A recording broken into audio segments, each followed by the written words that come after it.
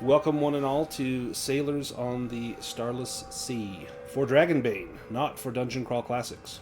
So I'm just gonna, again, I mentioned this off camera since this is recording now, but this was originally written for Dungeon Crawl Classics. It's been around for over 20 years. I've run it a couple of times. I've run it for I think fourth or fifth edition D&D. This is the first time with Dragonbane.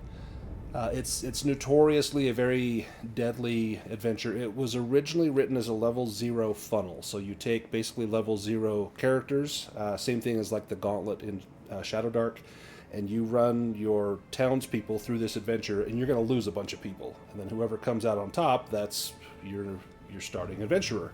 However, you can also run it with a level 1 or 2 Dungeon Crawl Classics character, so I figured we could run it with a level 1 or with some upgrades, Dragonbane character. I am not going to pull any punches. I tried to keep this as close to the original stats as far as it would translate to Dragonbane, so we will see how it goes. It could be pretty intense, or this could be a walk in the park. We'll kind of see how it goes. Any questions before we get started? And does everyone have the character they want to start with? We've got Gotrek, Heisenberg, Thorvin, Aedan, and Forham. Is that who everyone wanted to start with? Yep. Okay. It may not be who we finish with, but we'll take it as we get it. All right. Let me grab my notes. Five-handed, five-handed, six-hand, or waiting in the wings. Perfect. Yeah, I've got every character that anyone has made. I have saved in a compendium on here. So if I need to pull someone that you haven't played in a while, I can pull them into the game. So should have everybody here, just in case we. I just assumed after the second character dies, we just get to sit here and heckle. No, if you wanna keep going, by all means, keep going. Let me get this in here. All right.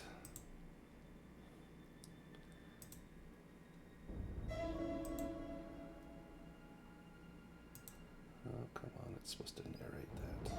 Let's try that again. It sent it to chat, but it didn't narrate it. I'm trying to be cinematic here.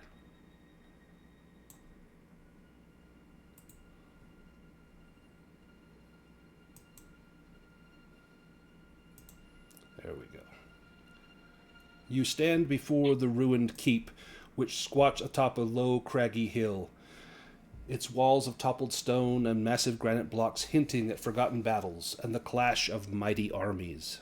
Now the ruins seem host only to creeping vines and the foul miasma that drifts down from the keep. The air is overrun with pestilence. Fat flies bite at you incessantly, and clouds of small black insects choke your every breath.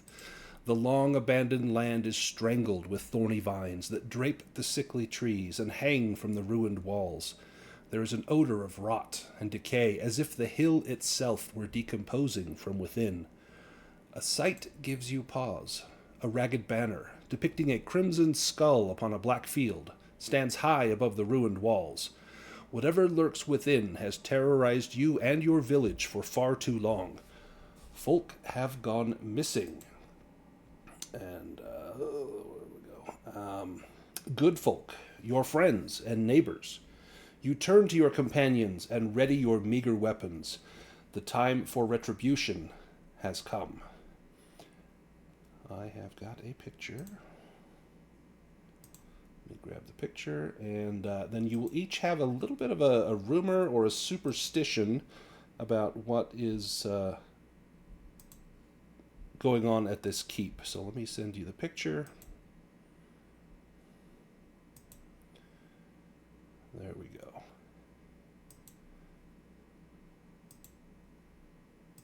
Now let me roll for each of you. That might be easiest. I've got it on a table here.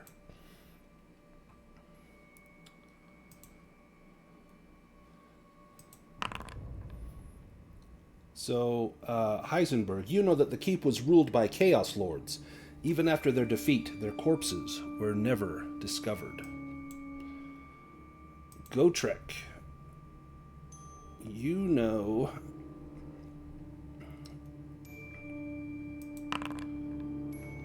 that nothing good can come of disturbing the evil ruins. You'll only unleash the horror beneath the hill. Aedan, you know to beware the well. It has swallowed many a poor soul. Thorvin, you know that while the keep fell to the armies of good, they did not eradicate its fell legacy. Evil still festers within the ruined walls, awaiting the day when it can emerge once more. And last but not least is Forham. Nope, we've already had that one. Let's get you a new one. We've already had that one. The keep sits atop an ancient horror, a seed so wicked that it taints all that come near. Now the keep's walls rise 30 feet from their rammed earth embankments. The walls and all the fallen stones are covered in a patchwork of moss, sickly vines, and lichen. Rather than simple carved blocks, the keep seems to have been built of enormous standing stones and mighty dolmens. The blocks are fitted together crudely, leaving cracks between the stones for rotting vegetation and pools of water that act as host to the gnats and mosquitoes. Now you may enter as you see fit. Let me take us to a map.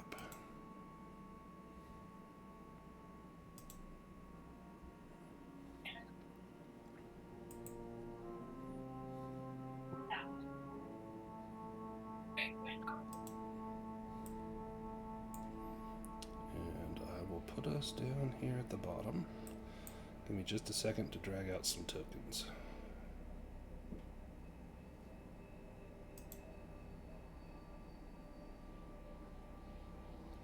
Alright, we've got Aedan. We've got Gotrek. Thorvin. Forham. And Heisenberg.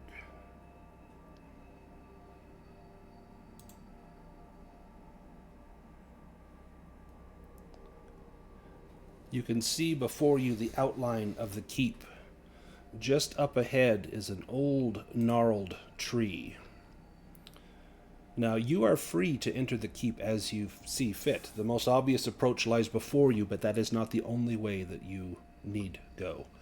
But the old dirt road, now overrun with weeds and sickly vines, rises towards the ruined citadel. A grisly sight bars your way. A pair of bodies, secured to poles by long ropey vines.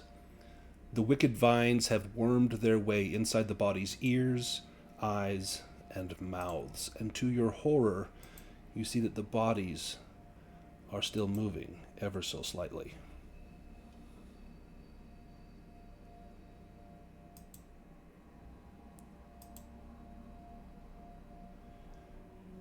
Yeah, it must be the wind. It's but a wisp of cloud.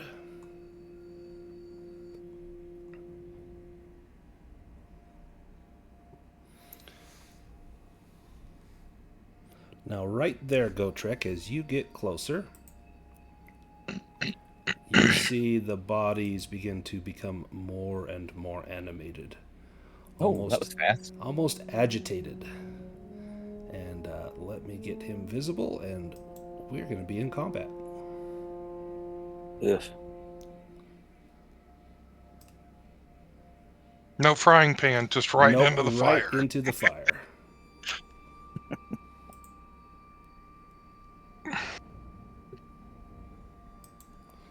All right. Let's make sure the deck is shuffled. If you want to draw initiative cards, you can.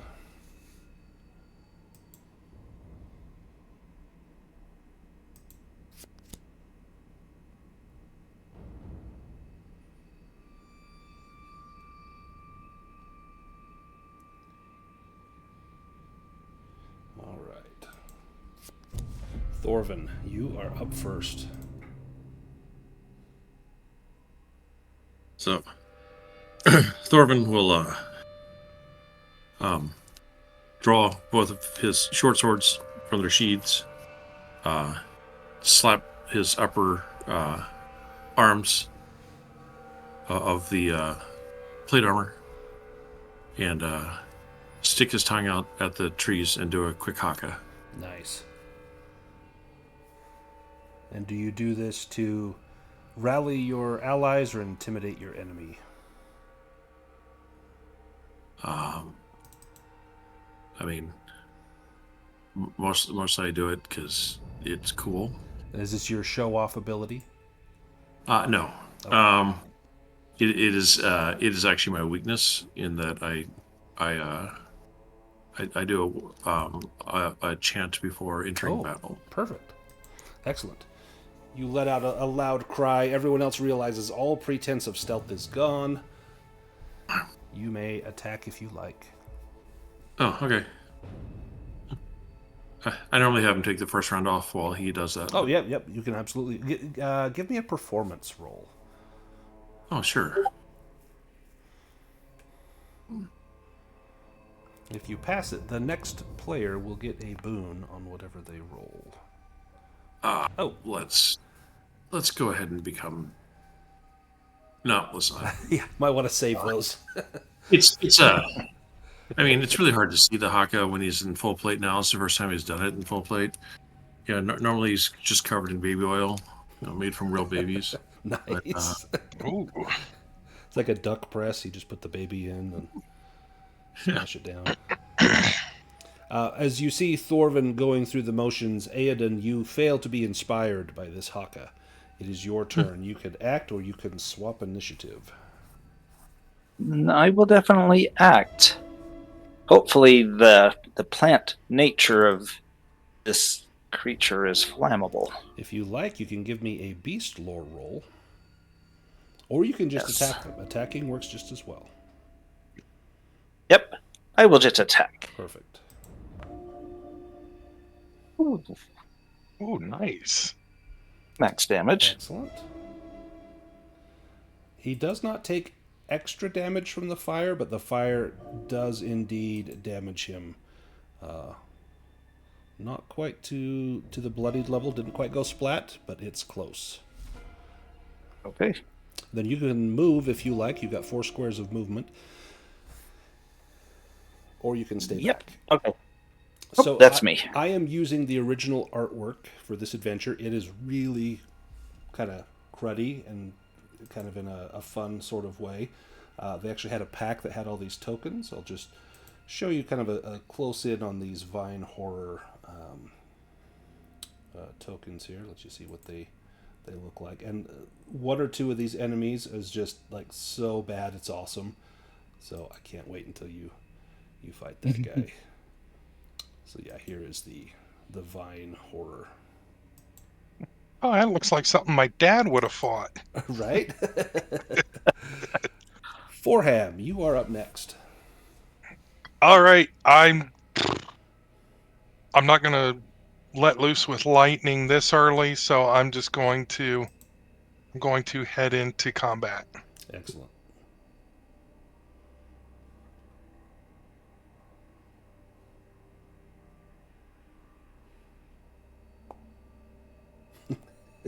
Yeah, they're Shit. Oh no!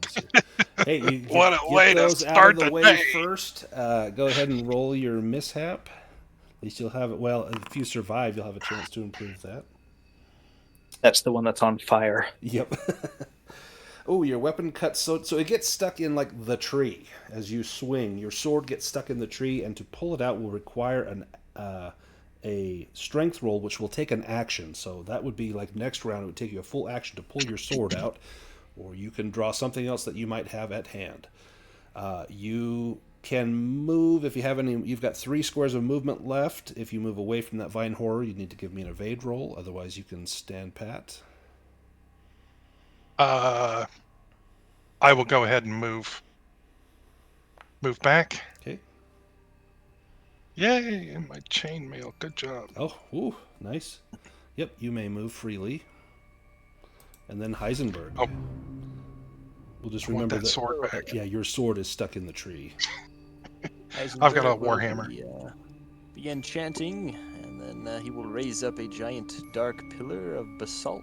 So Heisenberg is a chaostician. I came up with the school of magic. It's chaos magic, and that's what you are using, or some of the spells that I crafted. They're basically reskinned spells from other schools, so this would be like Pillar, but this is a Basalt Spire. And so he needs to make a roll in order to not fall off. Is that correct? I believe an acrobatics roll. Yep, so he... let's see. Oh, yeah, these guys don't have skills, so it will be his defend roll.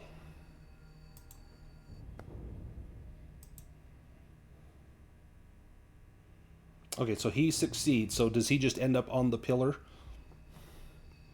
I believe, yes, he would just be on the pillar. Yep, He wouldn't fall so off. he did not then. fall off, but he's like 9 feet up in the air. So he would have to get down somehow when it's his turn to attack. You've got some movement left, Heisenberg, if you want to take it.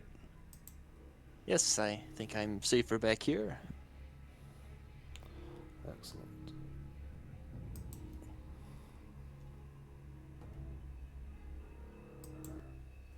Let's get some music going here.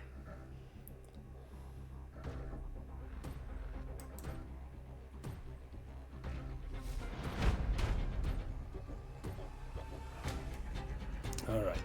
This vine horror will attack.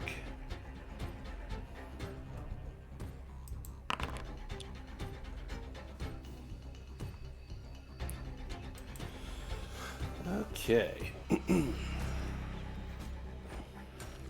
we go. So a strangling vine. The vine horror thrusts out a vine and wraps itself around the victim's throat. That's going to be Gotrek, since you are right there. That will deal 1d8 damage. You have not acted. You can evade this if you like. He goes again, so I'm going to save that evade. Okay. Oh dear. Yeah. Gotrek will take 8 points of damage. I'll let you give that to yourself. And then he does indeed go again.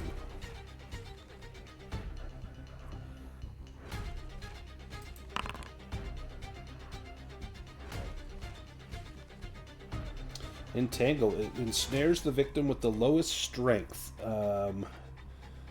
Is that going to be Aoden or Heisenberg, probably? What are your strengths? Heisenberg. Heisenberg's an 8. Same with Aoden. All right. Even will be Aoden. Odd will be Heisenberg. Odd. So Heisenberg. So he will move. He will move to right here, which does not provoke an attack of opportunity. And this will be on Heisenberg. So that's going to be 1d6 piercing damage, and you will be restrained. You cannot evade that because you've already acted. So you'll take 3 damage. Or, I'm sorry, 5 damage, not 3 damage. Let me put restrained on here.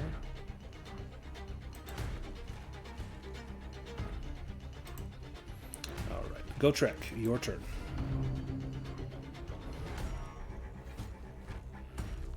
Well, it did hit me. Much as I know this is going next. He's very kind to show me his back.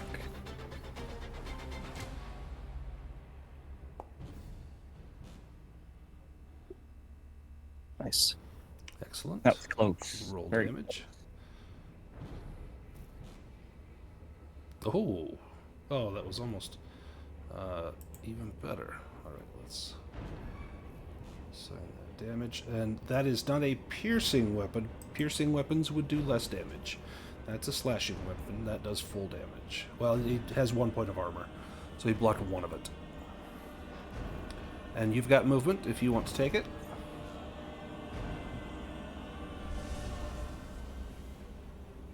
Well, gee.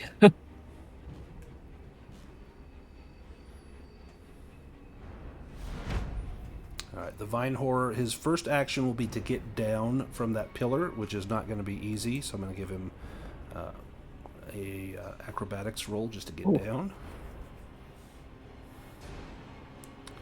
And he does not, so he's going to take damage.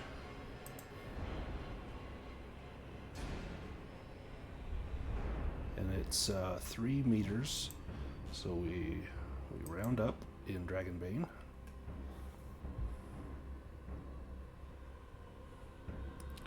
Nice.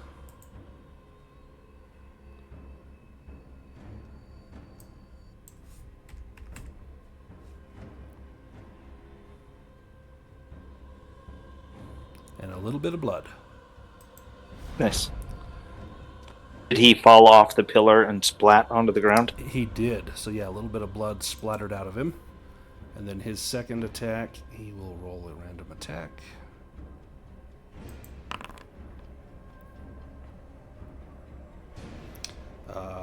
Entangle. So this is a different one, so he can do this entangle. So this is going to be Aoden. Since Heisenberg is already entangled. 1, 2, 3. He's got to move right there. Come on.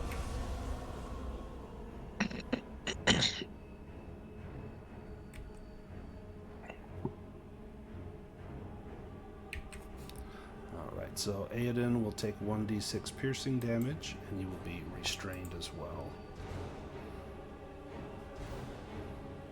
I took it. Okay. That wasn't too bad. Oh. Let me get you restrained, and then we'll go to the next round of combat.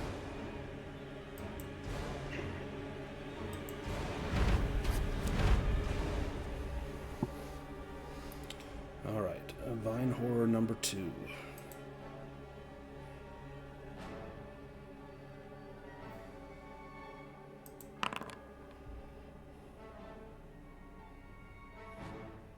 Clawing attack. Claws at the nearest opponent's face and body. That's going to be... I'll do 1-2 Gotrek. Well, we'll do 1-2... It can attack anybody. 1-2 Gotrek, 3-4 Thorvin, 5-6 will be Forham, 7-8 will be Aoden, and 9-10 will be Heisenberg.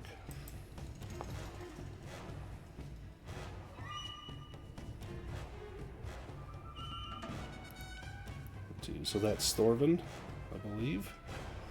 Yep. 2d6. Do you want to evade that? Nope. I'm good. Ah, bounces off my baby oil. Nice. And armor.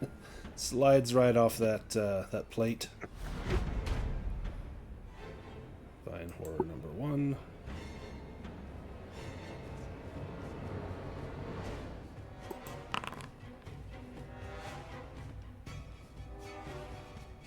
Another clawing attack. This one will be 1-2 Gotrek, 3-4 will be Forham, 5-6 will be Aoden.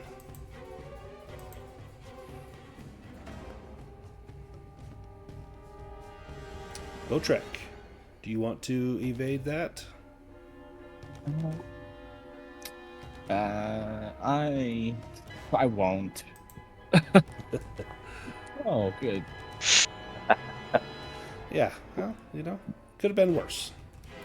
Gotrek, your turn.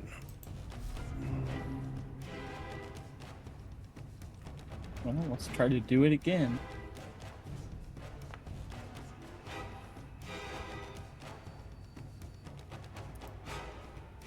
Nice. Are these monsters? They are by any monsters. chance? Yep, they are monsters. So if you have Dragon Slayer.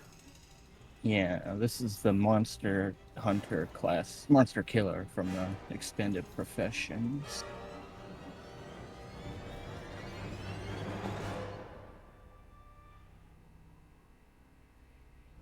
Nice.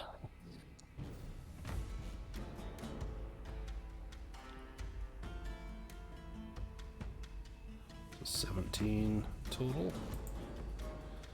That might Yep. Finish him off. Let's see.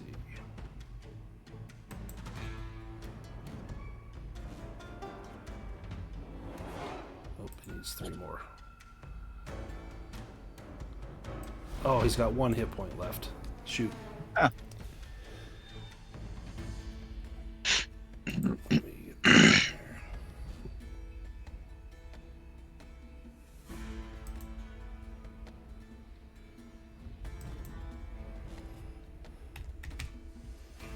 All right. Vine Horror.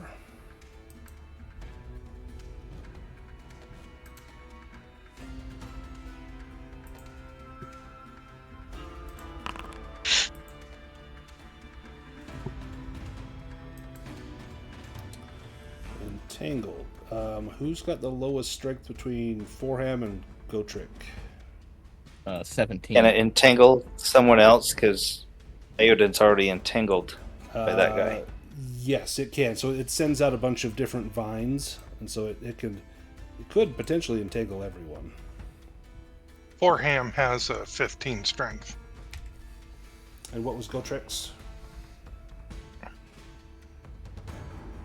He was 17. 17, so it'll be Forham. Do you want Yep. to evade this, Forham? No, I'll take it. Alright, you will be restrained after taking this damage. 2 damage, and your armor will potentially protect you from that. I'll let you assign that to yourself. Okay. Thorvin, your turn.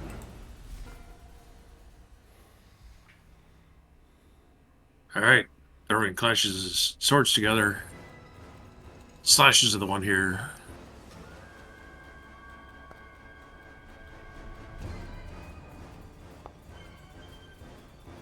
Reduces him to 12 damage. Nice. I think that's going to finish that one off. He had 1 hit point. Yeah. And you are not restrained, so you may move if you like. Are you not entertained? And everyone because I killed someone, everyone gets 2 willpower back. Nice. Whoa. Thank you. Just in time for Heisenberg. And then Aoden. Little Heisenberg will send out a blast of chaotic energy.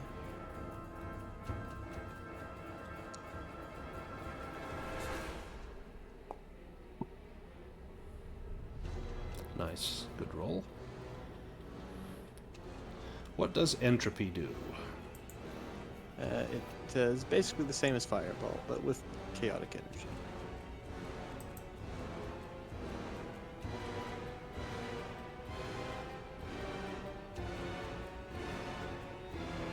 Nice. He's sitting on how many hit points? Like 2 hit points. Aoden, 5 hit points. Aoden is up next. All right. Aoden takes his staff. It's got that red glowing gem on the tip. And that's where all of his fire spells come from. So he's just going to shove the end of his staff into that vine skeleton guy. And then he's going to mutter the incantation for Fireball. And it's going to erupt from within the vine guy.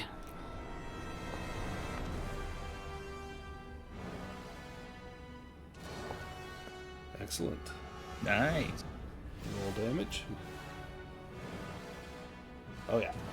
How do you take out this vine horror?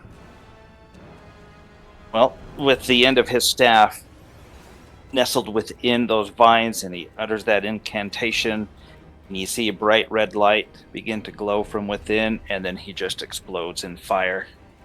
His arm falls on this side, his head goes rolling, and his legs are just standing there smoldering. Nice. Those that are restrained, it will be a strength roll to get yourself out of there. Otherwise, you will need help.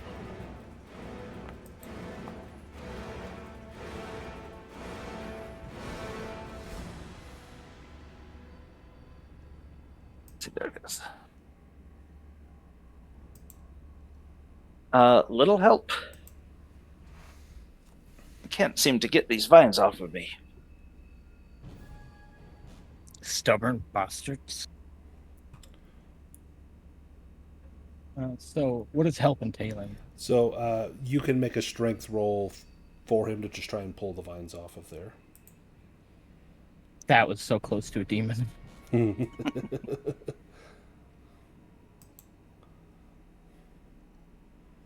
Excellent. So you managed to free Aoden, who's been ensnared in here.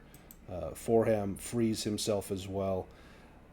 After slaying these these things, except for the one that was slain by fire, you see that small little seed pods have burst out of the bodies, and they have little tiny tendrils, little almost rootlets, and they begin to slowly crawl in every direction like maggots leaving a rotten piece of meat in search of another host. Yuck. I will avoid that. Yeah. You're gonna want to clean those wounds. Check yourself for branches. And you can go and retrieve your sword if you like. Oh, It yes. is stuck in the tree. It's a strength roll to pull that out of there.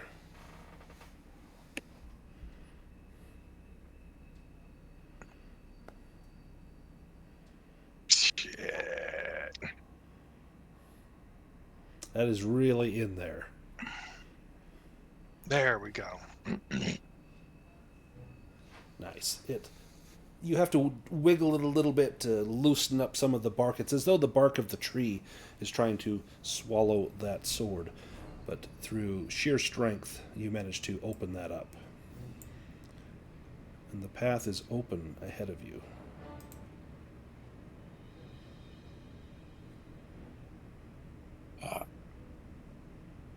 So from this side, it looks as if there's a bridge across, and this is atop a craggy hill or whatever. Yes. But you said the front entrance, the obvious entrance isn't necessarily the only one.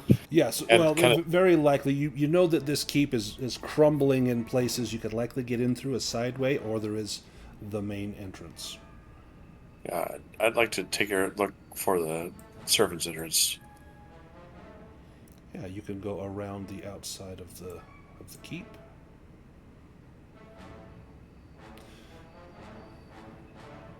Just do I need to go up the bridge first?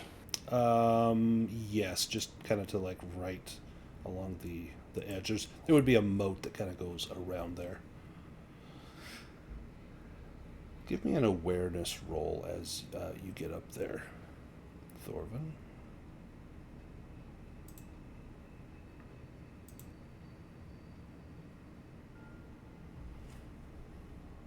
What?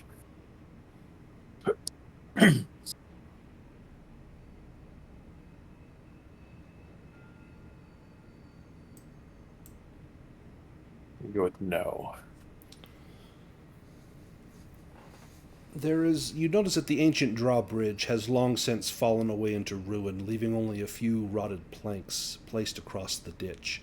There's a heavy iron portcullis that stands half raised, the rusty spikes a mere 4 feet above slots cut into the stone floor. You hear the flap of the heretical banner above, hidden from sight by the vine-draped battlements.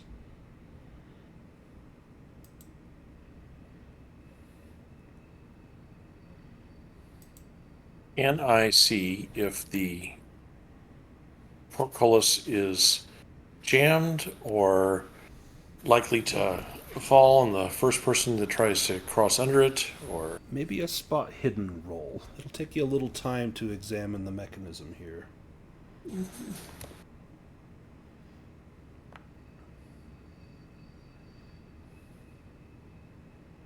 I'm a dwarf. We understand these things. Oh yeah. So looking at this, you see clearly that the gatehouse towering above you, grim and foreboding, has murder holes fashioned in the likeness of looming toads, threatening to gout forth flaming oil and tar, at least when this castle was being held.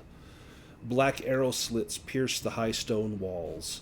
You see that the portcullis is not rusted in place. It doesn't look to be jammed. It looks as though it's purposefully at this height. It does not look to be trapped. You don't see any sort of tripwire, any pressure plates, anything of the sort. But there's probably a lever somewhere, a lock that's keeping it up in this position.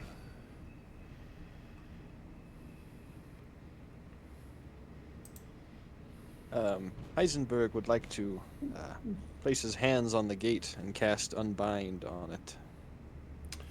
Excellent. And tell me what Unbind does, since you're the first Chaos Magician that we've had. Yes, so I touch an object and it comes undone, doors unlock, knots disentangle, rugs and tapestries unstitch and unravel. What are you unbinding? The lock that is holding this door, or whatever seems to keep it at its current spot. You cast that and you feel the thrum of energy as it leaves your hand and travels through the rock. You see a few cracks appearing in the stone as you have found weak areas and split along hidden seams. It reaches the portcullis and you hear a snapping of rope and the entire portcullis slams down home. Give me an awareness roll, Heisenberg.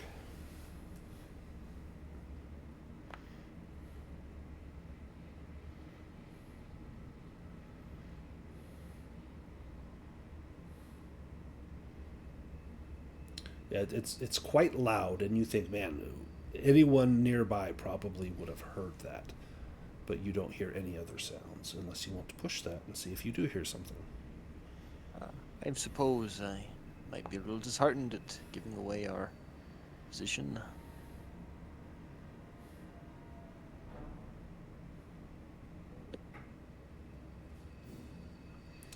You hear gentle grunting and almost hooting sounds coming from just above you. You can see just where the portcullis is, there's a gate, a small tunnel, and it sounds like it's up above there, as though you are being watched, and perhaps you have foiled the trap that was set for you. Well, I suggest we find another way in. yes, it sounds as though there are. We're not alone in this fortress.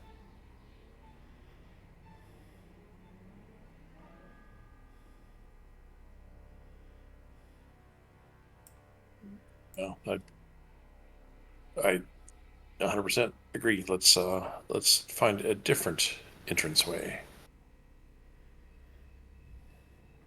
You can scale the walls if you want. The walls would be difficult to climb, but it is doable. It would take some agility rolls. I think they're... Let me find the map here. Or my notes, I've got it on here.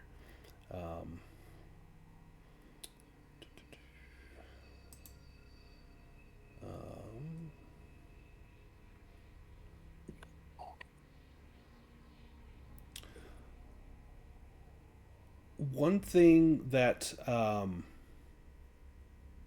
Thorvin would note, being a dwarf, you can tell that many of the blocks on the wall look as though they will stand the test of time, but you see a few here and there that look as though they are loose, and the only thing holding them in is either the weight of the blocks above them or perhaps just the craftsmanship that put this together, which as a dwarf this would be very shoddy craftsmanship. So you know that the very walls themselves are likely crumbling in places due to this.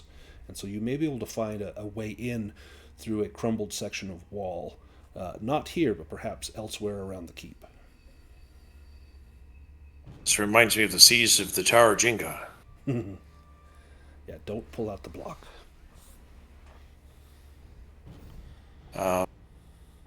Yeah, I will look for the a looser spot. Does anyone have a rope or a grappling hook or anything? Right now. Yes, I do. All right. So if I can find a likely weak spot, I will drive the rope into it and use my combat trained horse Goliath to pull it out. There are no weak spots right here, but you, being familiar with this keep, you know that some of the walls would be in much worse condition. And if you go around to like the western side of the keep, you being on the south side right now, you know that wall is crumbled in different places. And you could likely easily pull out a block there.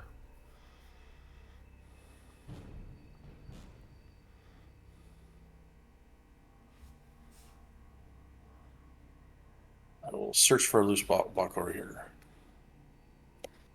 And now I've had a chance to use my horse, it'll probably stay out here outside.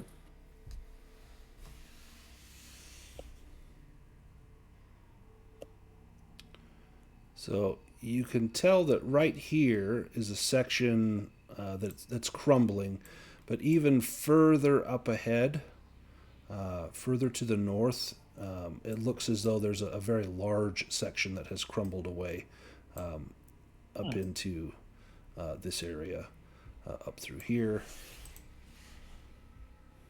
Ah, wall seems thinnest here. Yep, very thin there. Give me a roll to get that out of there. I think maybe a riding roll to get your horse to agree to this. In fact, it looks like this entire what's left of this tower is crumbling, and you could likely pull a block out. All right, Goliath. If you pull this block out, I won't ride you anymore. He sees a nice little patch of clover, and he stops and just gently cropping the clover away. He has no mind for your menial tasks for him. He wasn't mine to start with. I took him from a fallen comrade. Well, this looks like a job best suited for dwarves. So I'll try to do the find like the weakest point and just give it enough of a nudge for it to. Yeah, give me a strength roll.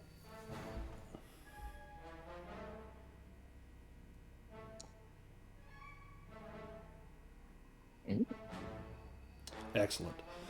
So I'm going to read you from the book what it would say. So it talks about that those around this slope note the danger that could trigger a slide. One false step and massive granite blocks tumble down, crushing all in their path. Clouds of choking dust fill the air along with the screams of the dying and deafening crash of stone against stone. Every PC would be a target. But because, as a dwarf, you had the foresight to do this, none of that happens. And if this does hit you, you take damage, and the gear of anyone killed is destroyed, so you could potentially lose magic items and valuable things. But thankfully, through your thoughtfulness, you managed to avoid doing this. And you dislodge a block, and you see a narrow opening. And it actually exposes a small chute going down into the ground, into the darkness. It looks to be a small cave or something down below.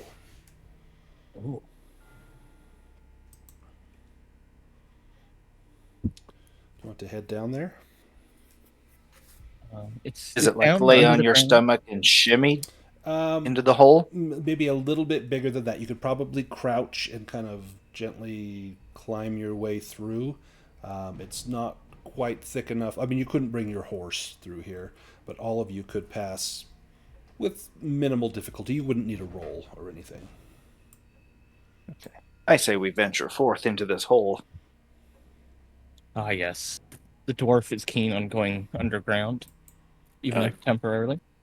I can't bring my horse because, he's eating clover. Yeah. I'll light a torch. Excellent. Go ahead. Let me take us to the next part of the map here. All right. And let me put us on the map, and then let me give you the flavor text here. Hayden, Gotrek, Thorvin, Forehand, and Heisenberg. All right. And let me give you a torch.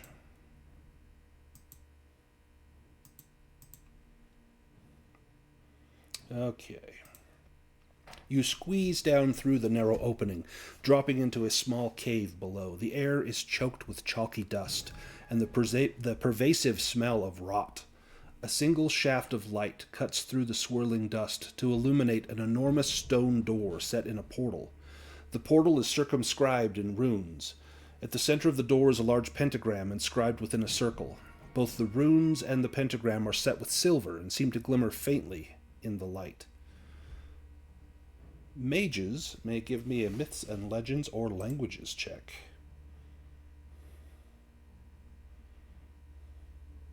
I will do a Myths and Legends check. What do I know about this? Nothing at all. Nothing. Ooh, and It seems to be in some script I do not recognize. I will place my hand close to the runes, and I will cast a spell. I'm going to cast Sense Magic. excellent. It says you can sense whether the place you are in or an item you are holding is affected by magic, and if so, what kind of magic? There is magic coming from the room. There are many different kinds of magic. Elementalism magic is coming from this room, as well as chaos magic. There is something in here. It could be an item. It could be a ward. Something in here very powerful. Heisenberg, do you push your languages roll? I suppose that If maybe you- I'm exhausted from crawling down that shaft. Oh, there you go. You decipher these words, and let me send this to the chat.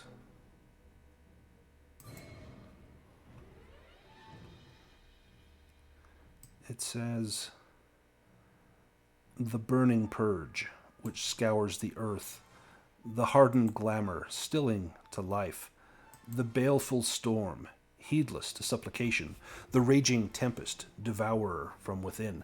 Bane's four I place upon this gate, fire, ice, storm, and hate." Well, perhaps one of the fighters should head this way. It says loot ahead.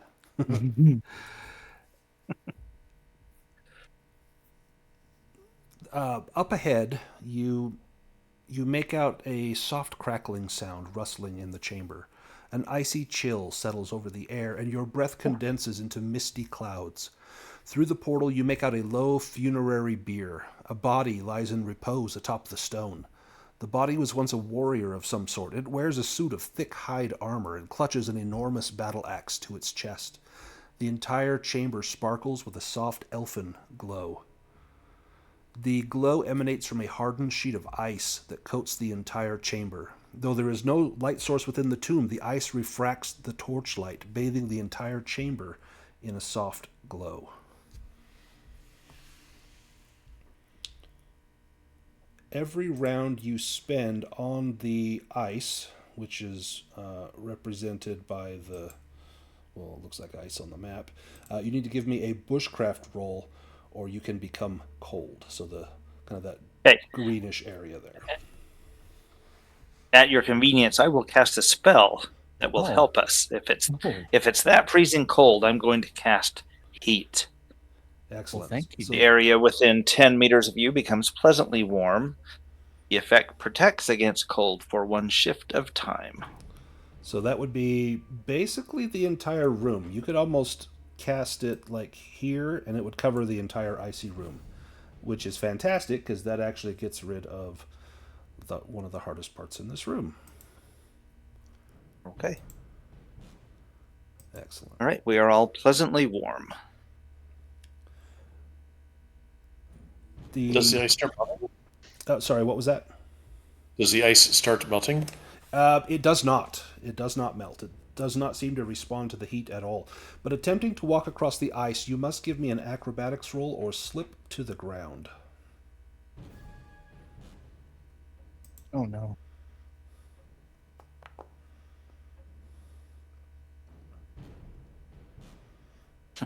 Well, everyone's going to be slipping and sliding.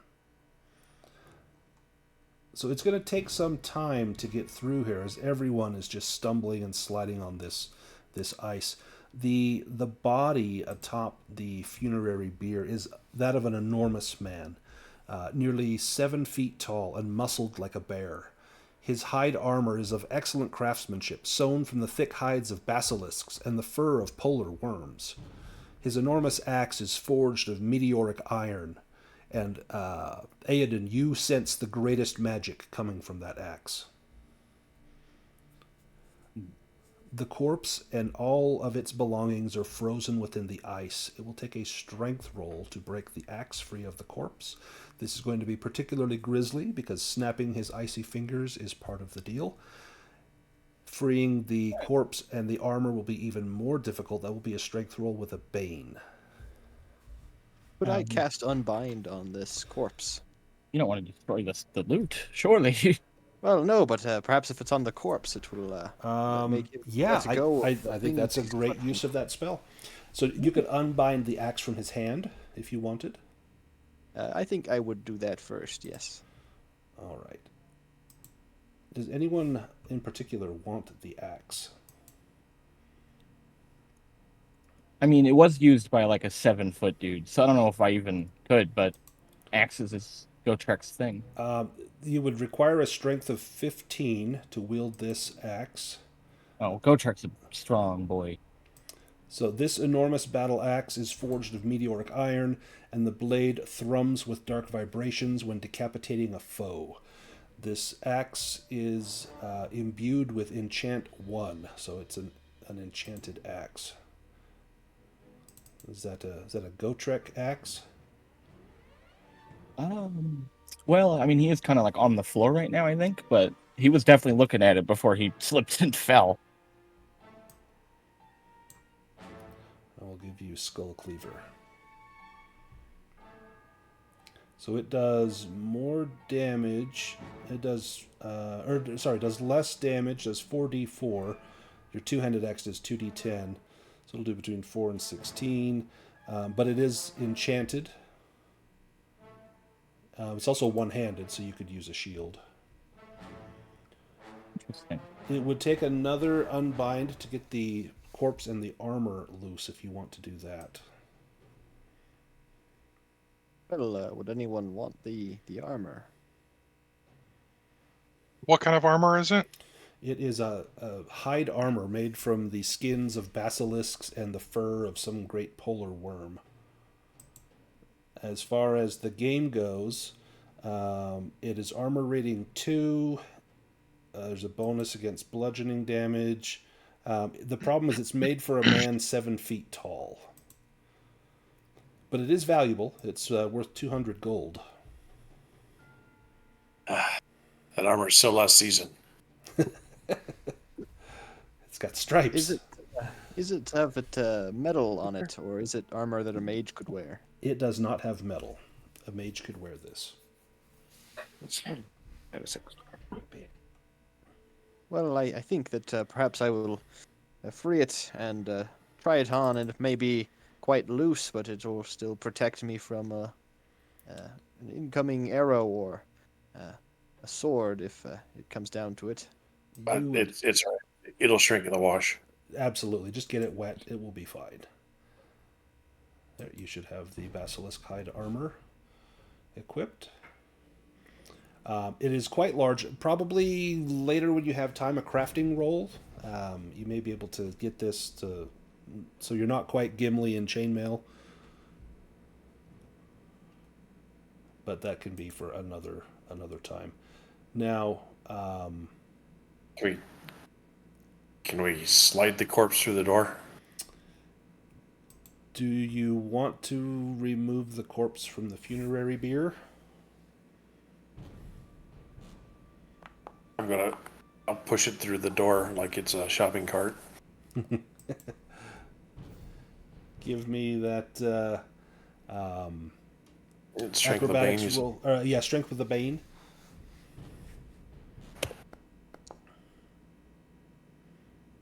Ooh, okay. Snaps his neck. When you remove the corpse, the first ward is released. I believe the first ward that was mentioned was fire. Anyone within 4 meters of the funerary bier must make an evade roll or take 2d6 damage. So that is going to be everyone except for Heisenberg and Forham. So everyone... Evade. Find it. Got it. Let us not disturb the dead. Do you want to push that roll? Yep. Excellent. Those that evaded will take half damage, 1d6. I don't know how he got the armor off without disturbing it.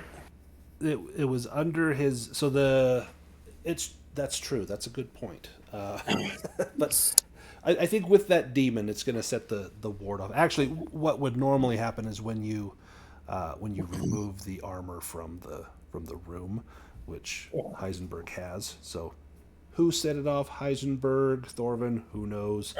But the fire goes off. Everyone takes 1 point of damage that was in the icy room. That could have been much worse. But now you've got the body free. It is untouched by flames. All right. I throw it through the door.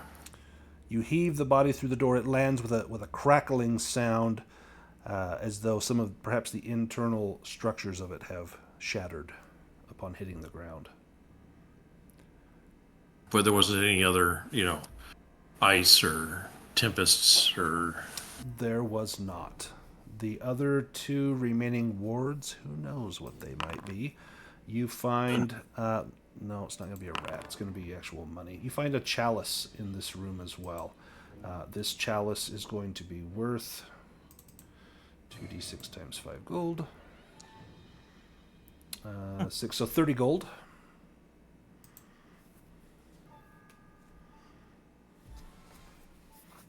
Nice.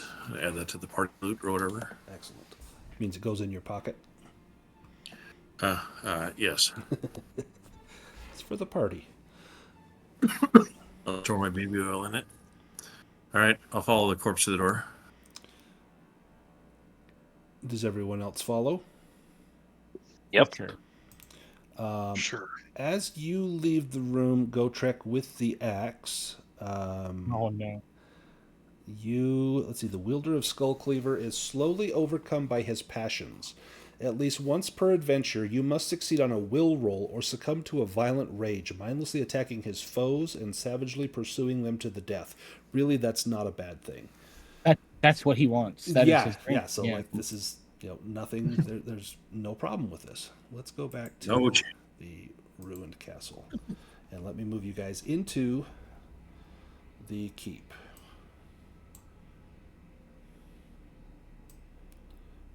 See if I can grab you all here. And I assumed it had, but armor prevented the damage from the fire. Right? Yes. So armor would be effective there. So make sure it didn't bypass it. It normally says it does, but Yeah. Come on. For some reason, this map is giving me hella lag here. There we go. See if I can move everybody in.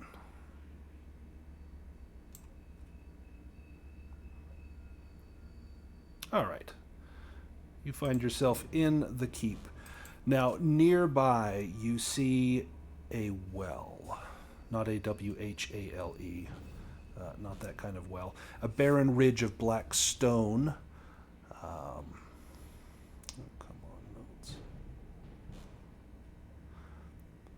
Come on. A barren ridge of black stone rises from the overgrown courtyard. A low stone wall marked with eerie sigils is built atop the crest of the stone, marking a well. A stout block and tackle frame supports a single thick chain that plunges into the inky blackness. A soft moan rises from the well like a faint cry for help. Theoden will warn the others about the well based on the rumors that he heard. It has swallowed many a poor soul. I say we avoid the well.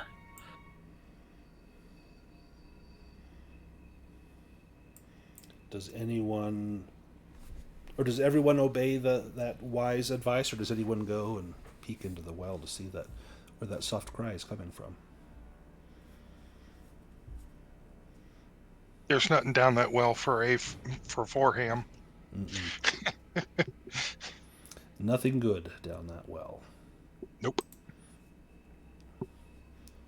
Do we see a door across the courtyard?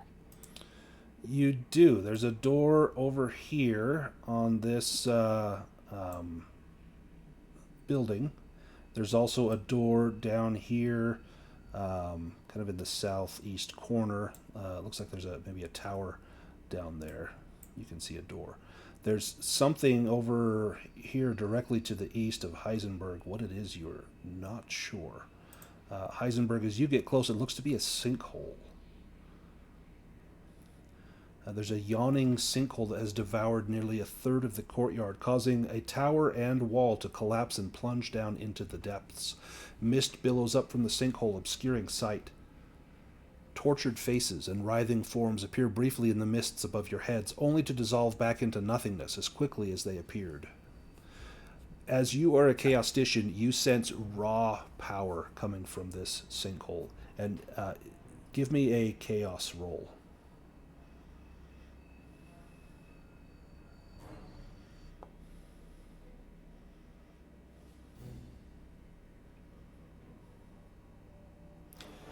Directly below you in that sinkhole, it seems like it's quite far. It could be hundreds upon hundreds of feet. There is a great source of chaotic power. Well, I have heard and tale that there are Chaos Lords here. Perhaps one of them dwells far down in that pit. Now, as you get to where you're standing, Heisenberg, you have an eerie premonition that the earth is hollow beneath you, as though you are walking upon a frozen lake.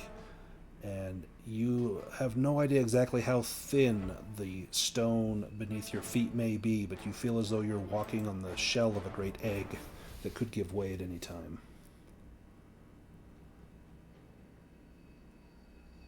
Well, I have an uneasy feeling about that pit there. I recommend that we keep our distance from it for now. Perhaps we should head towards that door. I feel unease being out in the open.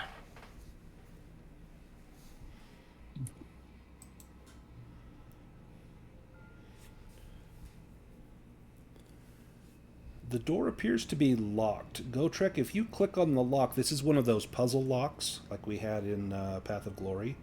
Oh, yeah. If you click on it, in fact, if everyone just left clicks on that little lock picture, the little lock icon, it should show the Lock of Chaos. Reassemble the image of the Lord of Chaos to proceed. So you need to spin the dial until you think it's correct, and then you hit the little unlock icon in the upper right.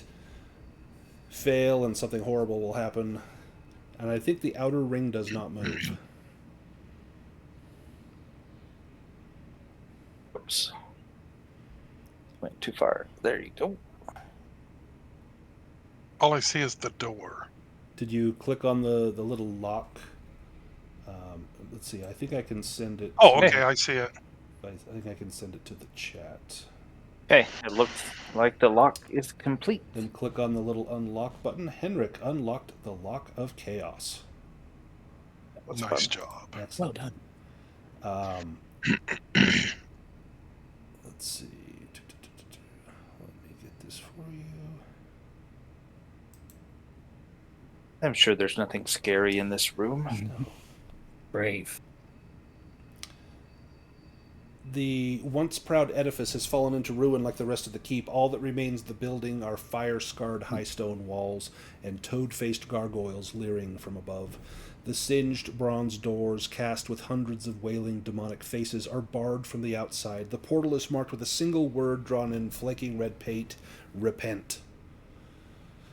Once you open the door, you see 6 charred skeletons lying about the chapel, some crushed by burnt fallen beams. At the head of the chapel is a fountain depicting a squat demonic toad. A foul black ooze seeps from the toad's broad lips, pooling in the basin seated at the foot of the fountain. Even though the slaughter here took place decades ago, the stench of charred flesh lingers in the air along with the sour scent of freshly burnt incense. The frog fountain has red gemstone eyes and jeweled fangs within the loathsome maw. You estimate that the 12 or so semi-precious stones visible are worth over 100 gold pieces altogether.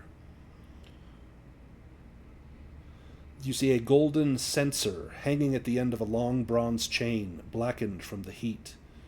There's a blackened iron coffer half buried in the rubble. The coffer does appear to be locked. There are 3 scorched chainmail shirts and 3 blackened maces and a flail.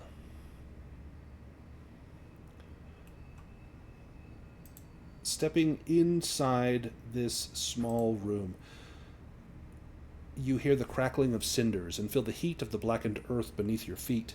Though unsettling, this poses no threat. However, the same cannot be said of the black ooze dripping from the fountain's maw and collecting in the fetid basin. As you come to within a few feet of that, the ooze animates and rolls up out of the basin and attacks. Let me make this ooze visible.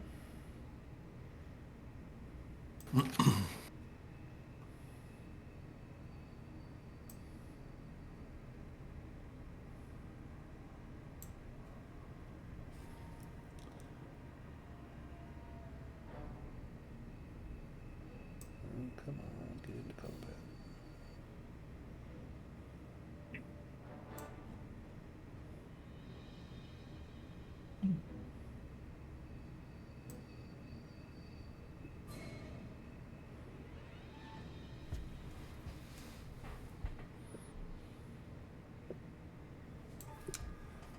Okay, what's going on here?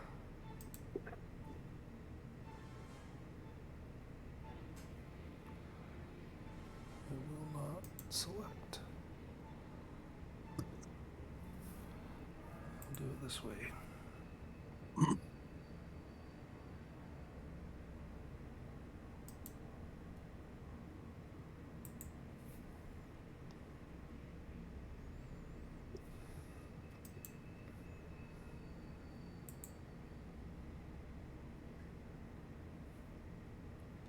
Sorry, this is just some really bad lag.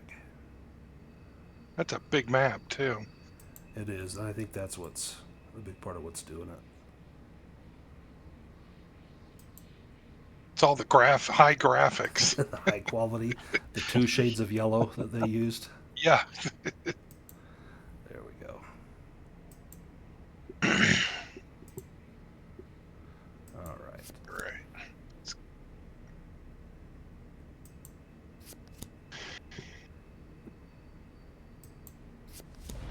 Thorvin, you were up first.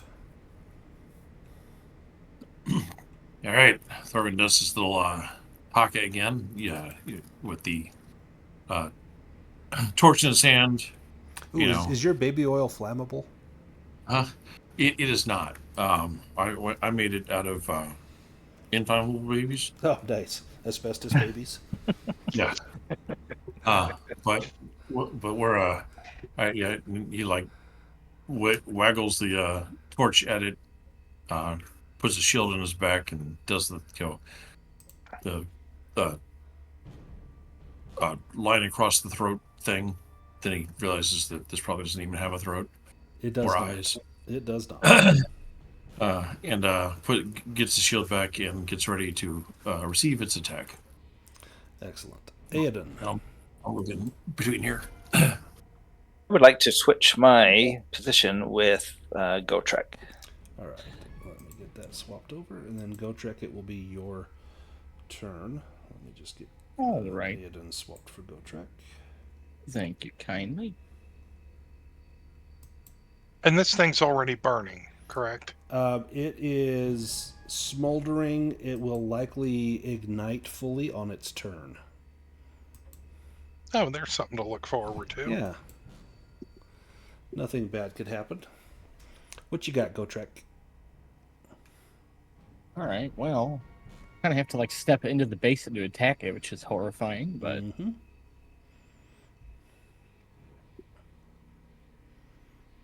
When you step into the basin, I was waiting because I knew there was going to be something. it sends out a pseudopod, or a pseudopod, as I heard someone say it once.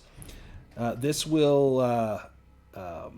you need to give me an evade roll or it will hit you. This does not count as its action.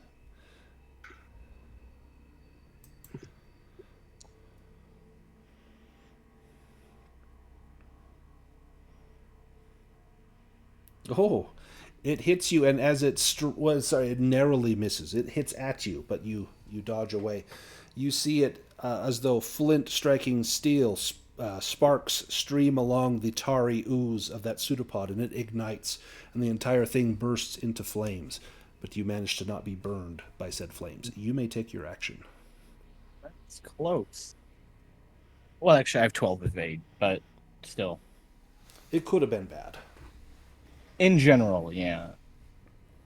Oh my, well, that wasn't close. I think that was probably pretty terrifying. Yeah, it was. Yeah, I think. Oh, yeah. Oh, hey. There we go. Double damage with Skull Cleaver, or do you want a free attack against another enemy of which there is none? Yeah, I usually go for double damage. Oh, my Good lord. Jeez. That's a lot of dice. All right. That's beautiful. I do love the lot of dice weapons, even when it's like, 5d4 or whatever, 4d4, it's crazy. That was 8d4 plus 1d6. Oh. And it had 22 hit points. So, with Skull Cleaver, how do you destroy this, which would have been like horrific on its turn? How do you destroy this creature? Yeah, maybe a lot of that was the Skull Cleaver.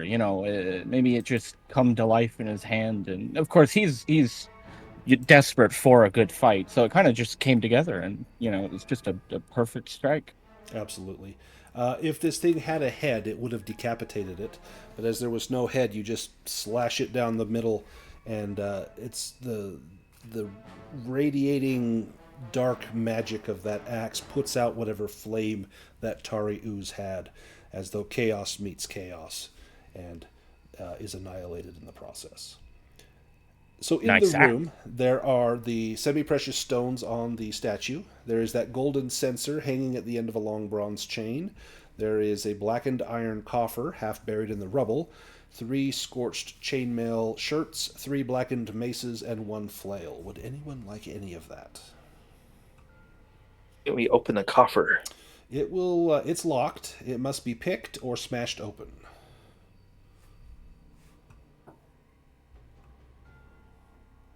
I have a warhammer. A warhammer would work, or you can give me a strength roll.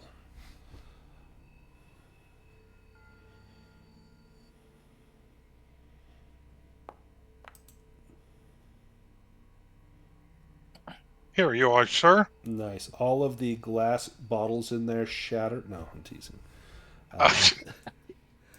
There will be some treasure. Do 2 treasure cards. There's also going to be a couple other things here. What is that? 14 gold coins and a book, Grammar of the Dragon Tongue. I believe this book helps with languages. It would give someone a check mark on their language skill. Mm-hmm. Who would like the book? Heisenberg, how proficient are you in languages? Well, Heisenberg has a 14, so if you would like Well, to I take... have a 16, so hopefully there's pictures in that book for you. Yeah. Yes. Let me throw the book onto your character sheet. No, you didn't. Let's see, did that show up on there? It did not.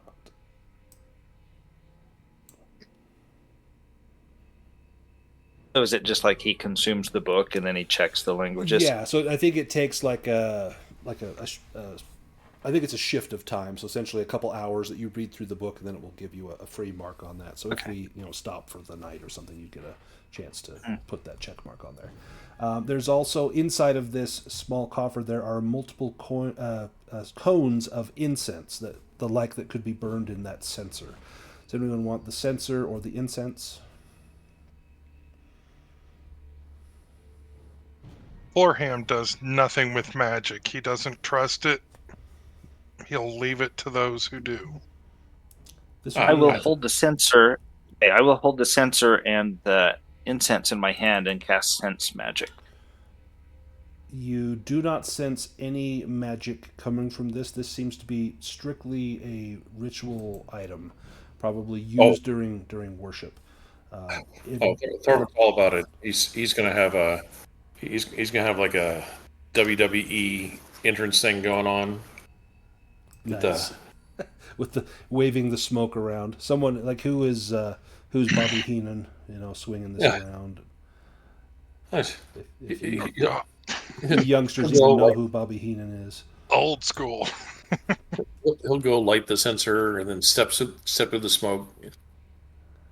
Nice. Let me grab this on here if I can give you the gold censer. There we go. Ooh. The incense even smells like burning babies. Because it's made of burning babies. This is quickly turning into a flame of the Lamentations of the Flaming Princess adventure.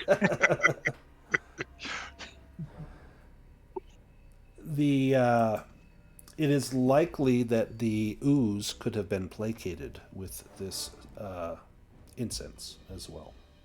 It seems like that maybe that is what they use to calm that manifestation of whatever god inhabited that frog statue. Speaking of which, a sleight of hand roll will relieve it of 150 gold pieces worth of jewels. Oh, heck yeah. Why someone wants to do that. I have a 12. My trembling fingers would be no good at retrieving that. Hey! All right. So that's going to be, 30 gold each? Plus, how much each? We found 14. We'll round up to 15, so 35 gold each. From loot in here.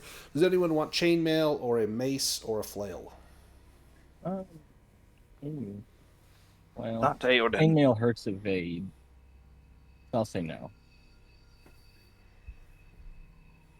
I'll pick up the flail. Okay. Let me. Oh, that was a mistake. That was. I don't know what happened there. I pushed a button and it was the wrong button. Let me give you a flail here.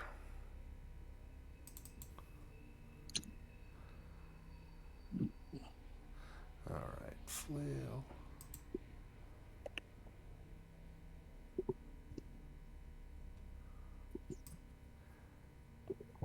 Just move your character sheet over.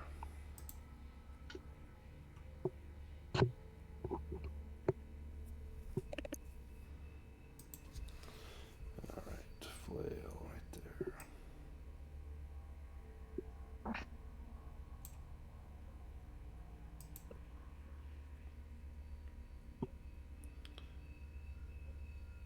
Perfect. You have a flail.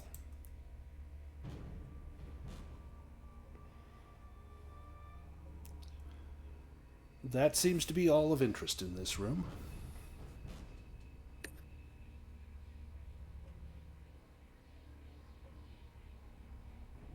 Okay. That wasn't so bad.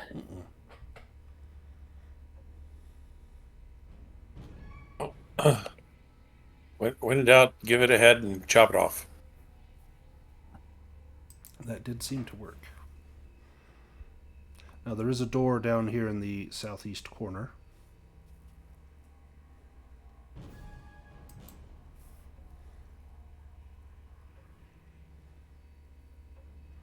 The book does have pop-ups and scratch and sniffs. Turns out it's just stains, Odd, was there seems to be an arrow on the ground Yeah, here. as though they're directing you the way to go. Let me see if I got some flavor text for this part before you open the door. Give me 1 second.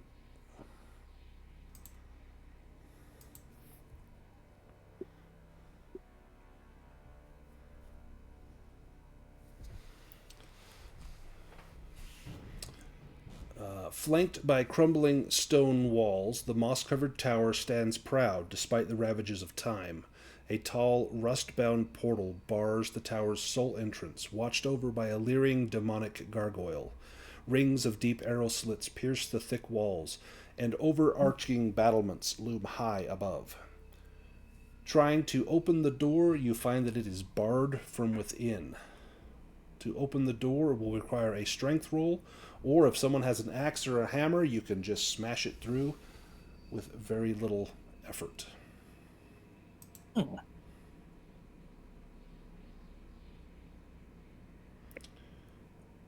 Once inside, the hot stench of rot rolls from the tower, raising bile in the back of your throat. The floor of the wide tower is covered in rotting hides of cattle, sheep, and men. A narrow staircase spirals around the tower wall. Dark forms hang from chains spiked through the wall. Surely these are your fellow countrymen. A pack of snarling beastmen slowly emerge from the shadows, bloody weapons held in their hands. And let me get these beastmen visible here.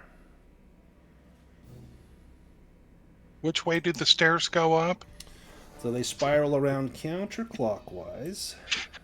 Or actually, sorry, clockwise they go up. What's a clock? Oh yeah, they go which I don't know which way the toilets flush in this world, but it's probably the southern hemisphere variety of flushing.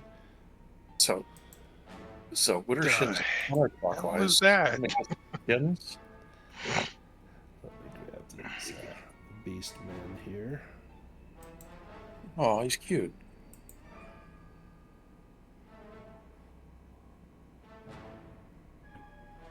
Hard to believe whoever's kids drew these is now a grown adult. I know, right? Man, those are silly. Yeah. Yeah, I used like it. this artwork was so unique. I'm like, I have to use the original art because this is Yeah, just I like so it. good. When we're done with this adventure, can you like print this and I'll hang it on my refrigerator? Absolutely. It just they're like, oh, how old were you when you drew this? 50. And was this before the dementia set in, or the Alzheimer's, or after? I don't remember having Alzheimer's. Yeah, I don't have Alzheimer's. Oh, that's good. Let me get this one here. And one more.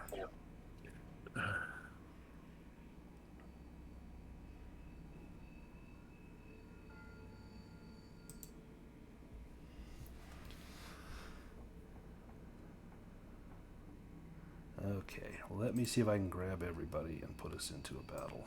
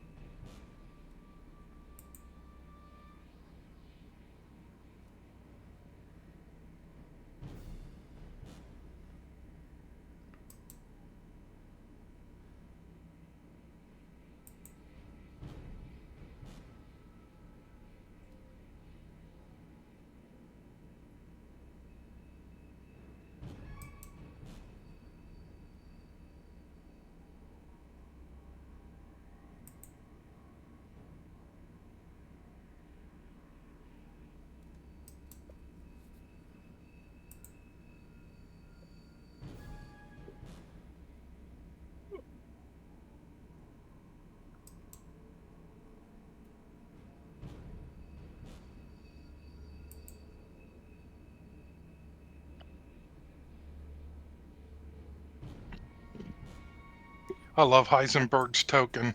Mm-hmm. Isn't that cool? Yeah. That is He's wicked amazing. looking.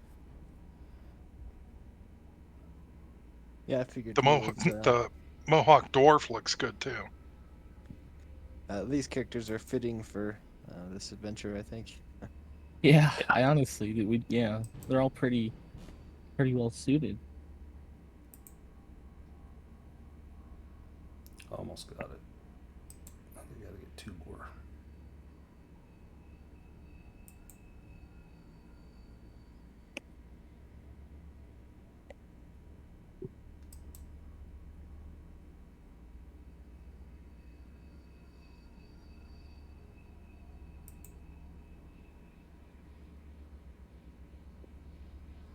Yeah, the Beastman Chopper, the guy with the holding the little axe with the big orange head. I think that's my favorite art piece of all of them.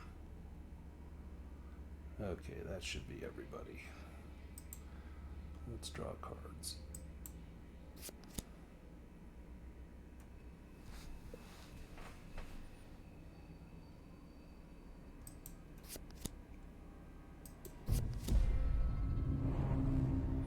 Forham, you are first. I'm probably making a mistake here, but I'm going to go ahead and attack. If you don't, they will. With the mighty Struppy. Struppy, let me down. Oh, Oh, that's push. terrifying.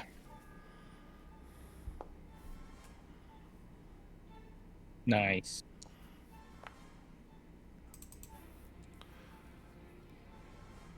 Did he die? No, he did not. He did shoot. take. He's got chainmail on. He took 6 damage from that, so he won't splat yet, but he did feel that. Wasn't just a little tickle. It is now his turn. He is going to activate a couple of things here. He's got willpower and he's got abilities. This is the Beastman champion. He's going to activate Berserker, which gives him a boon on his attack rolls.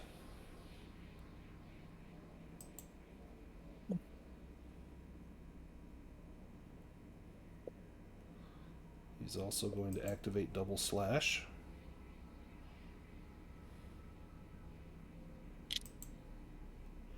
Swinging this great 2-handed axe.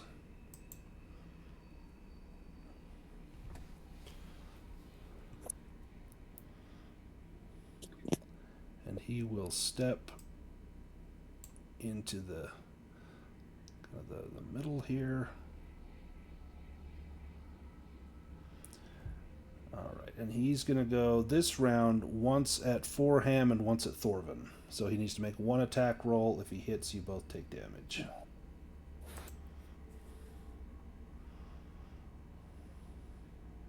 And he gets a boon because he's going berserk.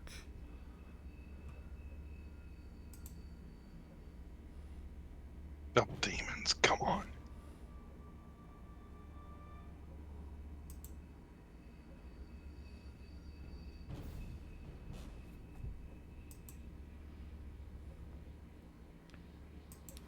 All right.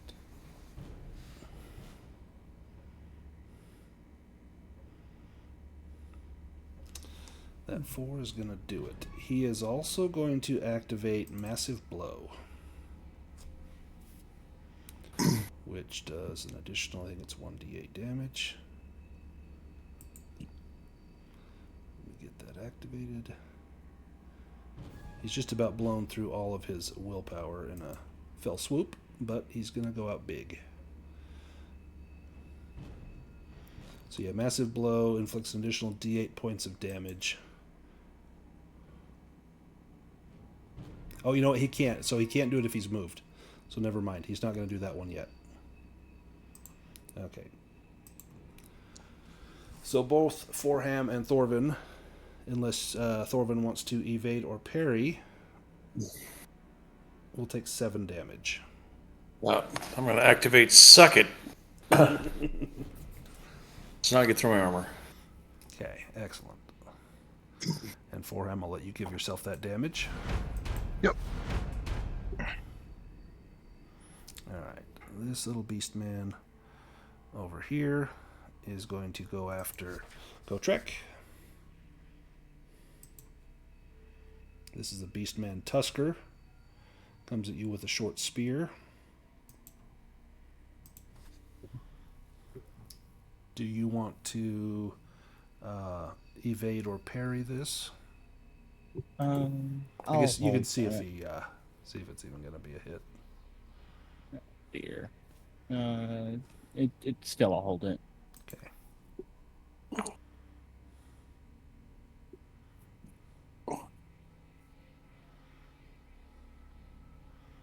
Okay, 4 damage. I'll let you assign that to yourself.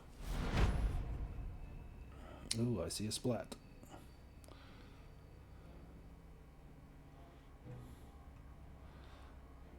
This beast man will step up. And he is likewise going to go after, let's see. We'll do even will be Heisenberg, odd will be Gotrek.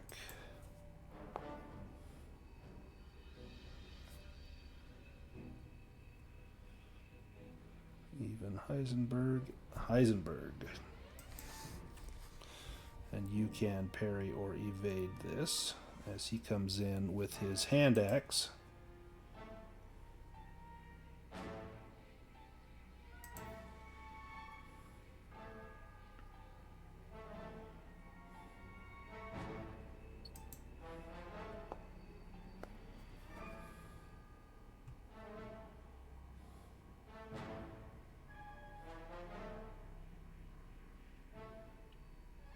Do you want to parry or evade that?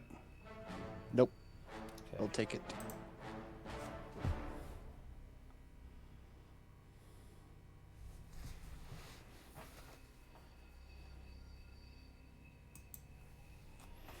Five damage.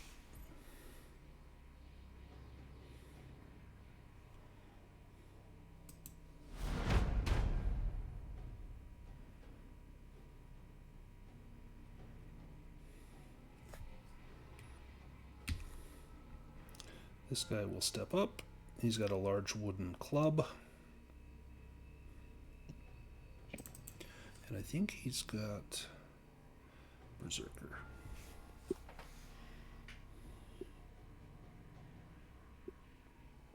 He does. He's going to activate Berserker.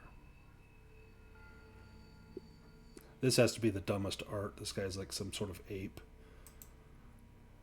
Although I say that there's worse. With the man's face. I like it. Right? Okay. Large wooden club coming in. With Berserker, he'll get a boon on the die. We'll do even Gotrek, odd Thorvin.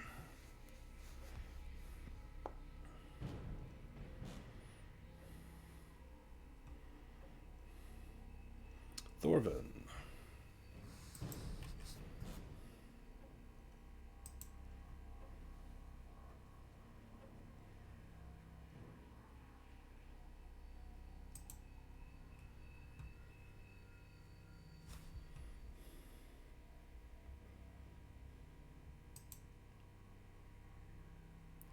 Let's grab this.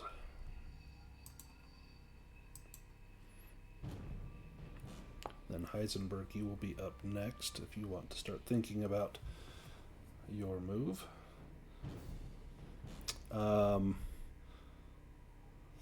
Thorvin, have you acted? Do you want to... Let's see. Bring it, ape face. All right, he's coming in. Your armor should be able to hold this off. Holy shit, not that much. Okay, maybe not.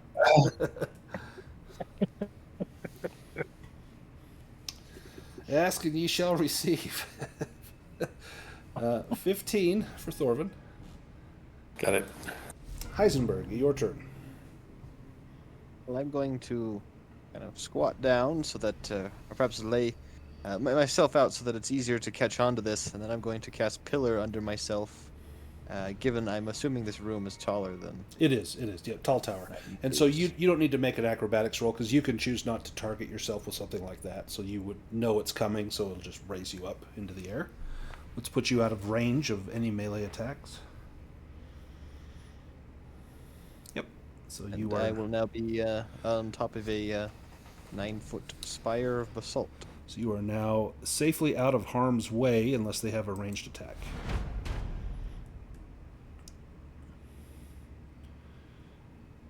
All right, Beastman. He's going to move up here. This is a Beastman crawler. And I think he's got... I think they all have Berserker. He's got a scimitar. Oh, he's got Berserker and Double Slash. So we'll do both of those. Let me take off his willpower points. We'll do it manually. It's faster.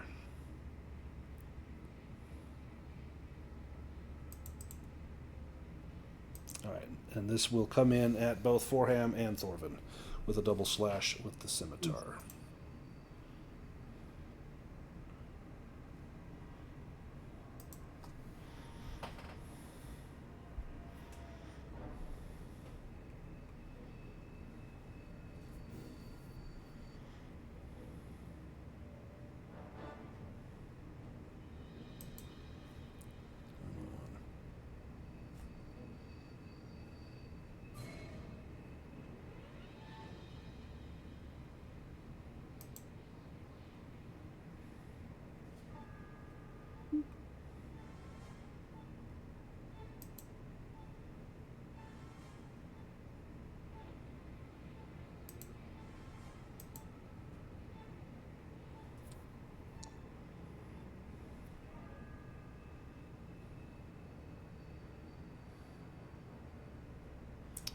All that for a fail.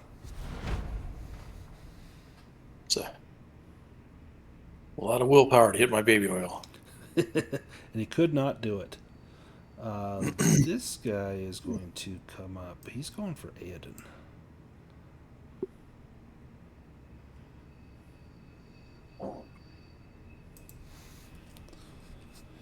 And he does not have Double Slash, but he does have Berserker, which he will do. And Aoden has not acted, so you will have the opportunity, if this hits, to evade it.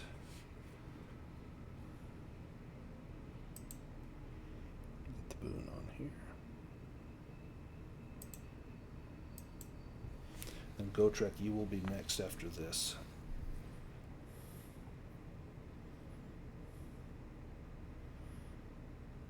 Yeah, that's going I to be think I can a hit. take the damage. I Okay. think I can take the damage. That'll be on your tombstone. I'll subtract it. Thanks. Yep. Splat. Gotrek, you're up. Yeah, there's a lot of decisions. Double Slash would be awful nice. Mm-hmm.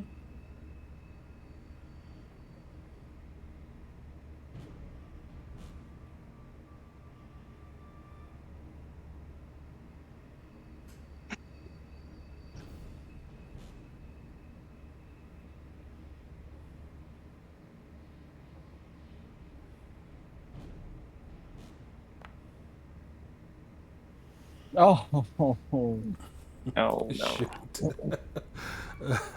Shoot. Yep, drop your weapon at your feet. Not a good place or time. Aoden, you're up. Right, if I'm picturing this right, the guy that just came up to me, behind him, is that a pretty far drop to the stairs that are coming up from below? No, Is that what I that's see, where or is the- that that's where the ground stairs level? start, is right there. Okay, so there's not a drop. Nope. Oh, fudge. Is there a penalty to do a ranged attack if you're adjacent to the enemy? I think technically it gives you a bane on your roll. I don't usually do it. If it's if it's a spell or something, I don't think I've ever done it. But I think that is the rule. Is that I think you have a bane on a ranged attack if there's someone adjacent. I think it's Well- a little more It's a And little more subtle than that. If you have a Bane, if you're shooting someone adjacent to you, but if you're shooting someone not adjacent to you, Right. even if there is some, Because yeah, you can do like point blank.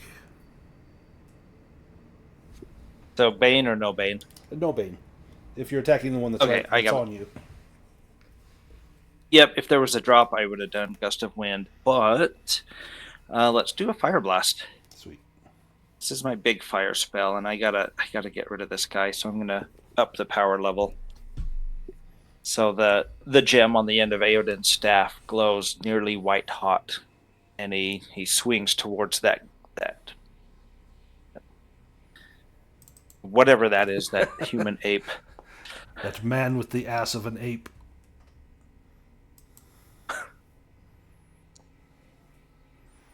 Ooh. And fire just erupts from the end of Aodin's staff. That should finish that guy off. Let me just double check.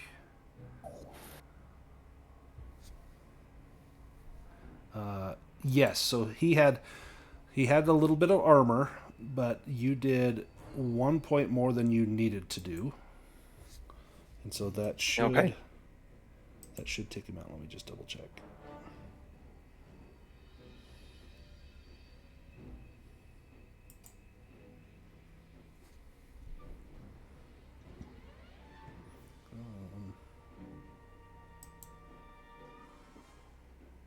Perfect.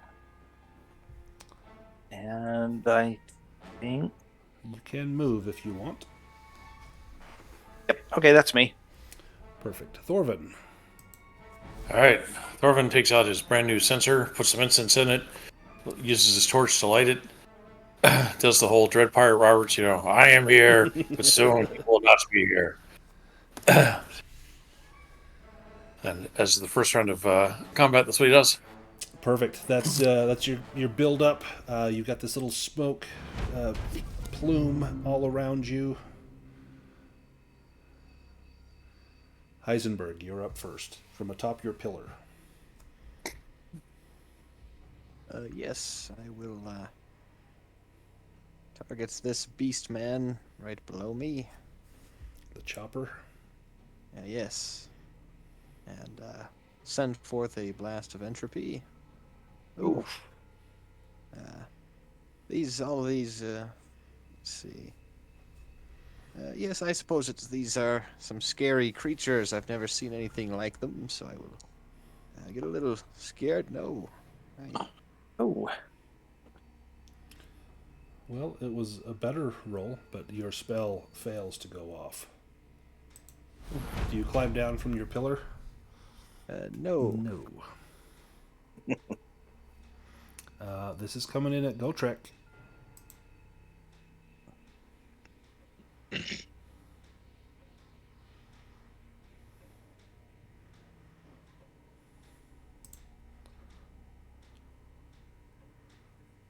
see.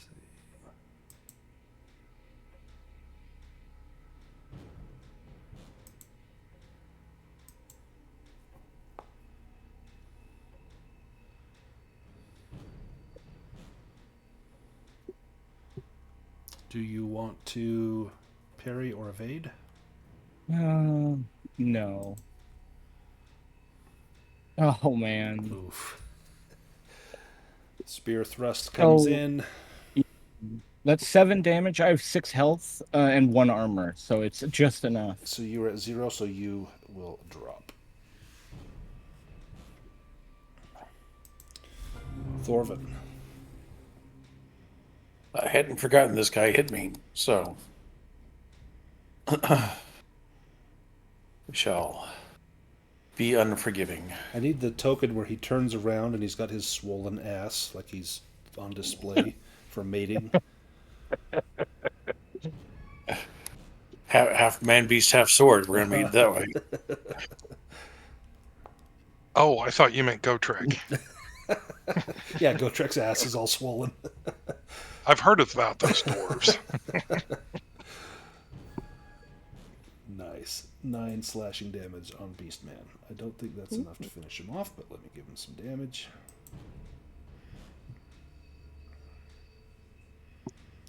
Yeah, he's splattered. That'll be turn. Okay. He's going to attack you back with his large wooden club.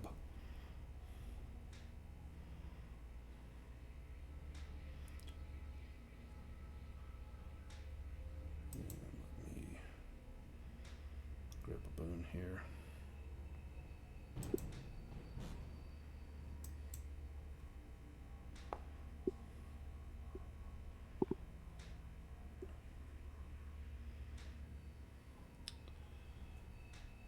That is a success. Yep. Thorvin will take some damage unless his armor blocks it. I took one. Just one. Gotrek, do you want to rally yourself? Yeah. Well, is it a willpower? It's a will Roll roll an with a extra bane if you're rallying Yeah. yourself. Yeah, and I'm scared, so I'm not even gonna bother. Perfect. Give I me a am death save. just gonna, yeah.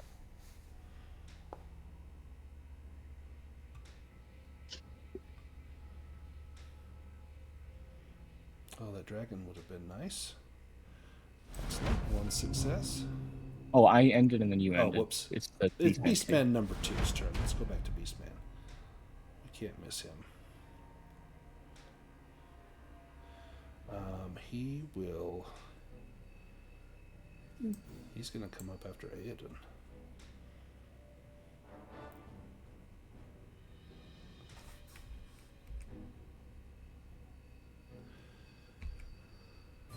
Gotrek's Mohawk gets an attack opportunity.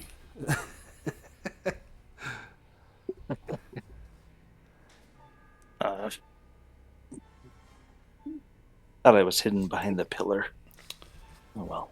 He was coming around to get at Forham and happened to see you there. You have not acted, so you will have a chance to evade, assuming he hits. Yeah, that art looks like a Garbage Pail Kid. That's like the first thing I saw. I actually still have all my cards. Your Garbage Pail Kids? Nice. Oh my goodness. I have the cards. I mean, Juggernaut went on a diet. Right. Ooh. Okay, I've got 3 hit points, so I have to Yeah, evade. you have to evade. That will take your action, unless you have the heroic ability like Fast Footwork or something, which I don't believe you do. Uh-oh. Yeah, I definitely... okay, everything about this is making me sick. Come on. Poop. Okay. Ooh. I tried to get out of the way. And I'm probably going to go down. Here's damage. Yep. Alright. You do see Alright. Full unconscious. particularly right before they do death saves. Forham. Okay. So 2 of you He have is dropped, going- and only 1 bad guy has dropped so far. He is going to wind up and he is going to yell that beef bourguignon is on the menu tonight. Give yourself a Son boon of- for that. That was awesome. Where's my So just toys? re-roll. Yeah, just re-roll it. That was fantastic.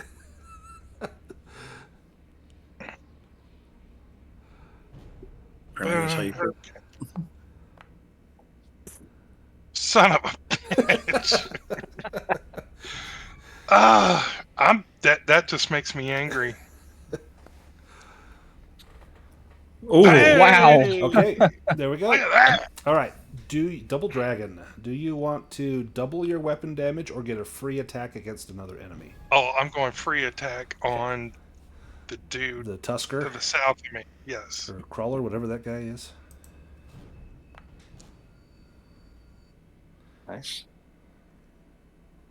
Oh, although I don't think that's going to kill him. No, this guy's a little tougher. He's got some armor too, but that was a good hit. Let me assign that to him, and then go ahead and make a free attack on the Beastman Crawler. That's to your 6. Well, that'll teach me.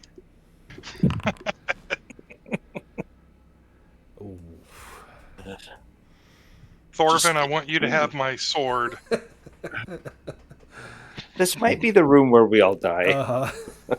But this is also the room That's where okay. it's easy to get a backup character because they're kind of hanging from chains, ready to be hauled off and sacrificed. So this is the natural point where you can find your backups.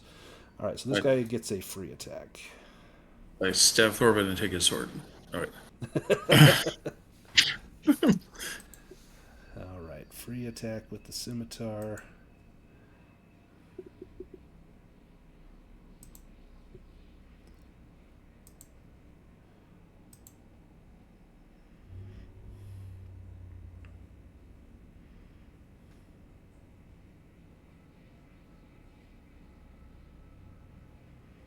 On the roll.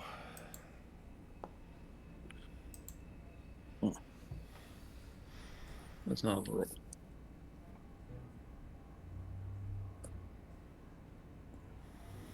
Ouch. I'll let you So give 9? yourself 9 damage minus whatever your armor will protect you from. Still kicking. All right, Beastman number 2, which is the guy that just hit you, is going to do the exact same thing again.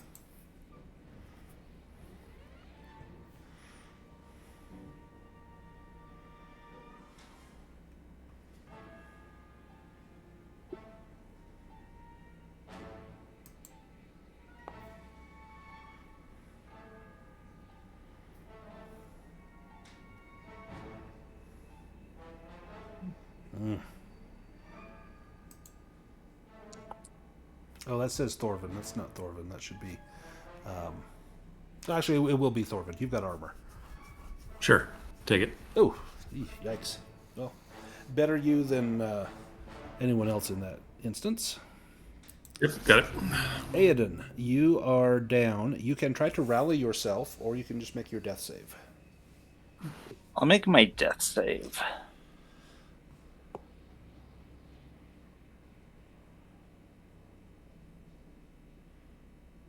Death roll failed. Hey, Your first. that was me. The Beastman champion. He is going to go after Forham, who called him Beef Bourguignon.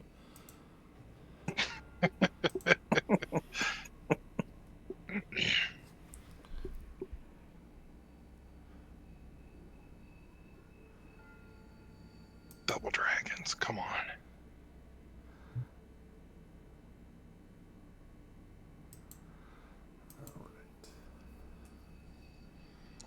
He is still berserk. What do you got? You he was half right. Yep. Yeah. Nice. Like you want a double demon zone. Yeah, double demons would have been better.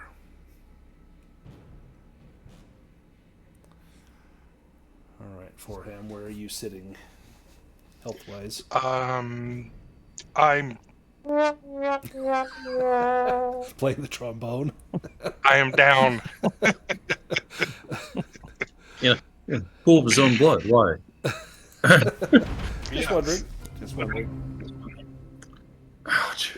All right. Slipped in my own blood and did my last point of damage to myself. Round 3, and things are looking grim. Aoden, you can swap initiative with someone. You can try to rally yourself. I'll And you just can do make your death this. save.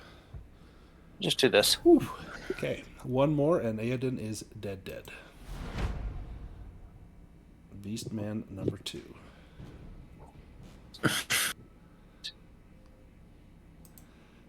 Going after Thorfinn. Yep.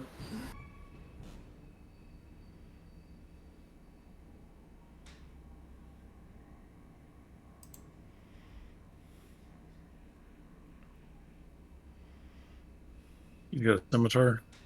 Yep, he's got a scimitar. Take it. So he cannot find the weak spot with the scimitar. Got it. Okay.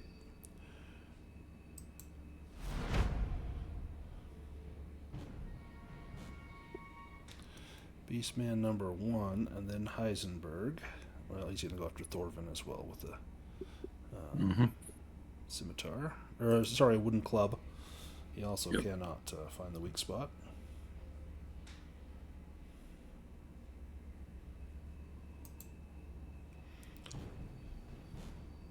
Oh,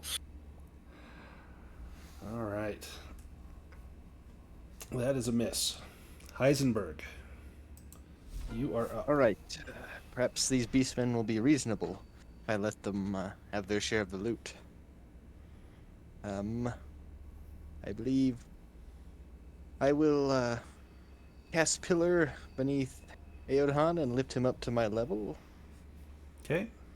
He rises up. That does not provoke an attack of opportunity because he's dead or dying. So he will rise up, assuming you can cast this. Yep. Yes, you can. So now he will be next to me, so that I can try and stabilize him. As long as he doesn't die. If you get to go first next round before him. Well, he could just trade initiative he could with swap me. initiative. Yep. Yes. And then we can rain magic down on them from pillars. From up above. Because they have no ranged weapons. Go Trek. That would be either a rally or death save, or a combination therein.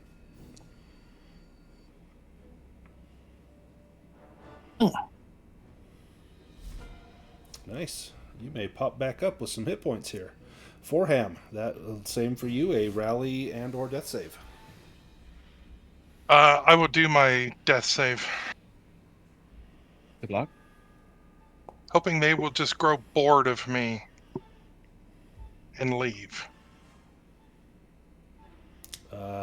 Your bleeding has gotten a little bit worse. Yeah, Thorvin. look at that.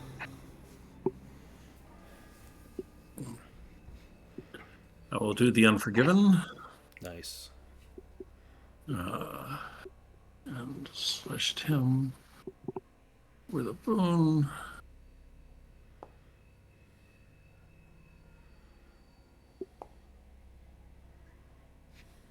Ooh. Oof. Roll damage. I did. Okay. When I said roll damage, I meant roll high. But that's okay. Well, That's you gotta be more specific. that's better than everyone else is doing. So. All right. Beastman number 2.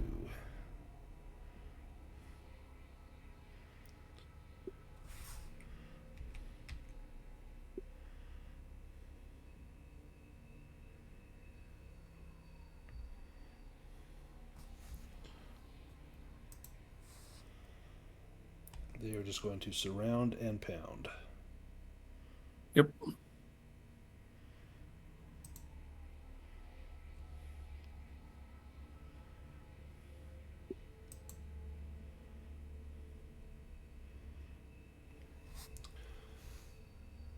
This guy will attempt to gore you with, it says short spear. I think it's probably his tusks. He's actually going to try to find the weak spot.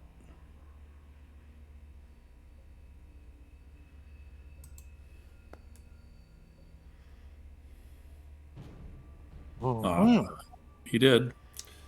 Yes, he did.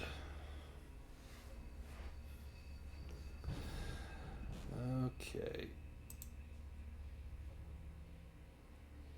That's down. Okay.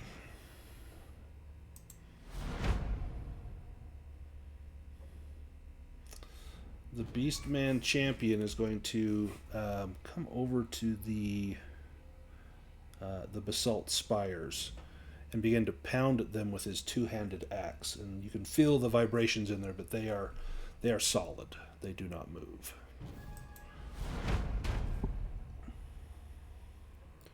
Beastman number 2. And I figure basalt is basically like obsidian. It's going to be awfully slick. This guy's trying to climb as well. Let me just give him a roll to see if he can climb. If I notice him start climbing, I'll definitely throw whatever I have at him. Yeah, he's trying. I'm going to give him a bane on this because it is slick black rock.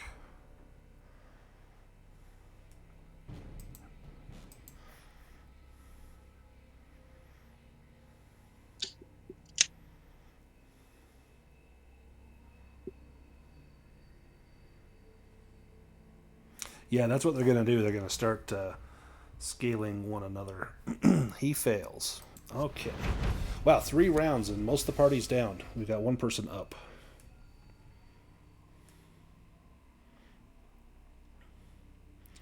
All right. Go Trek.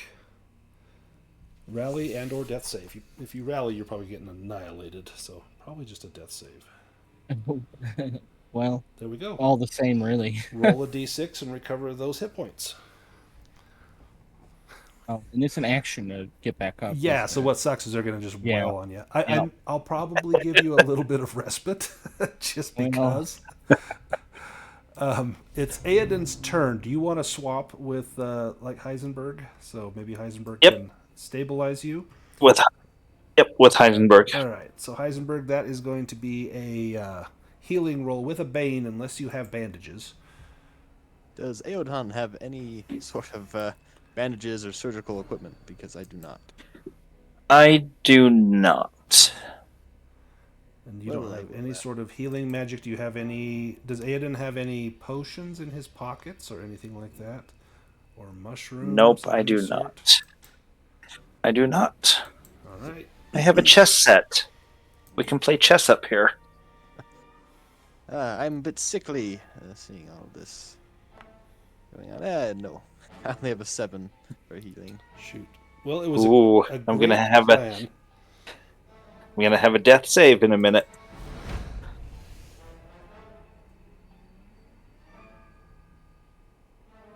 All right.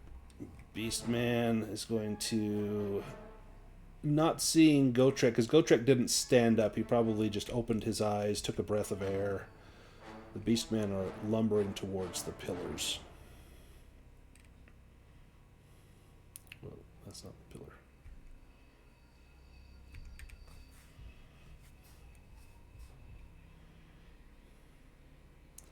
And he will make an attempt to scale.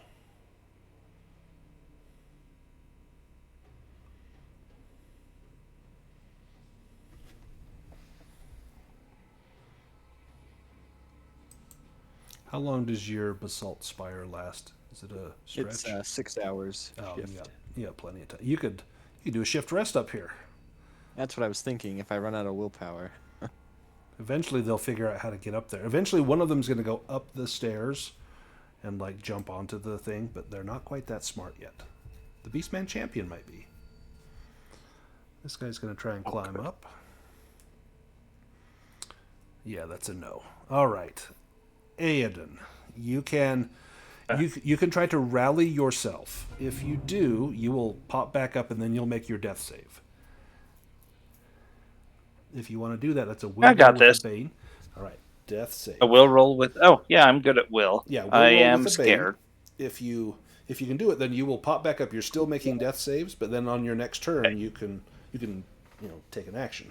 Could Heisenberg give him a boon if he's coaxing him back to health, telling him he needs his fire? I'm going to say yes because I think that's great flavor. So no bane on that, just a straight will roll.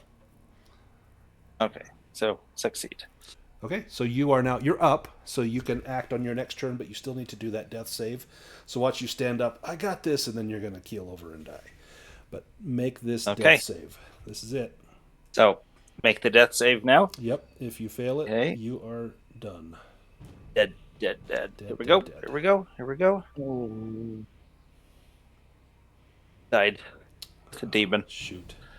Okay, how does Aeden die? So he gets back up on his hands and knees. What happens? He takes 2 steps because he didn't know he was up on the pillar. He takes 2 steps, clutching those entrails, and then he tumbles off onto the ground at the feet of the Minotaur-looking guy. The Beastman champion. And Yes. Heisenberg, you see Aeden hit the ground and fall, and he's not moving at all. The Beastman champion's going to spend the round just desecrating his body, just hacking him to bits.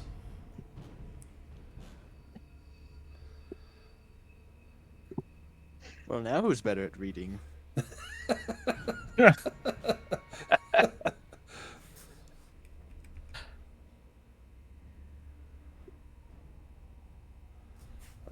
Let me give him the roll to try to climb.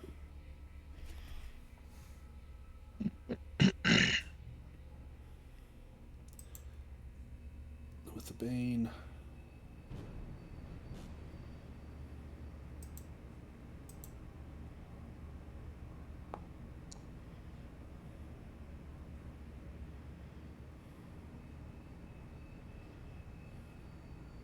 Nope. And the Beastman is chopping. These guys are. It's going to take them another round to maybe figure this out. So we'll just jump ahead to Thorvin if you want to do either a rally or death save.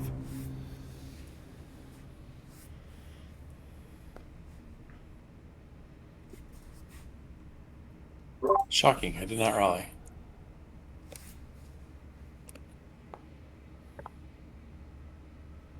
Oh, that's one of the good.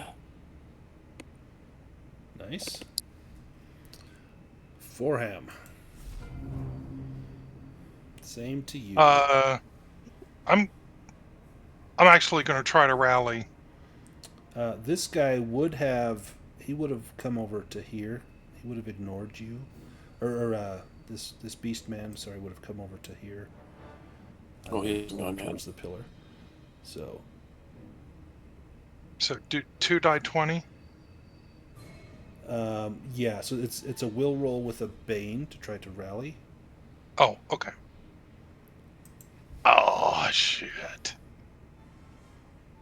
I'm already scared. I'm just going to do a death roll. Look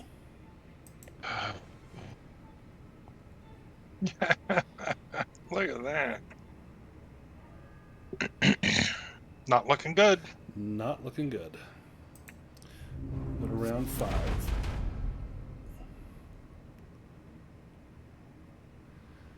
All right. Let's jump back to Forham. These guys are still kind of shaking the pillar and trying to climb up. But we'll let Forham do his next roll. When we get to the Beastman Champion, that's when they will make their concerted attempt to get up.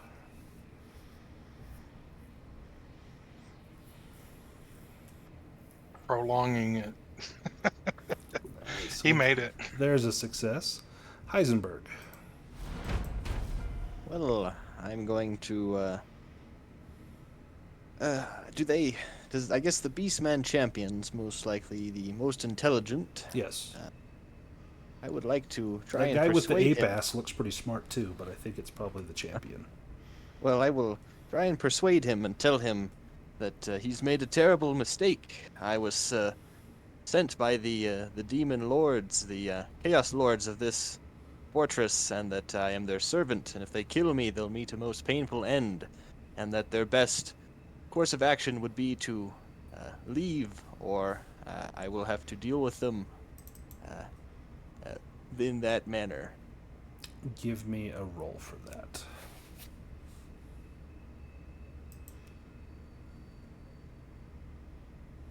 Persuasion. Or bluffing. You can do bluffing as well. I will do bluffing.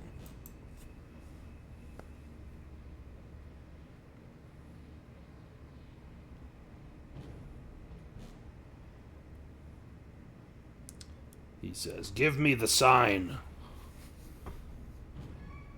Well, I am versed in chaos. Would I know any signs that chaos lords use? Give me a chaos roll.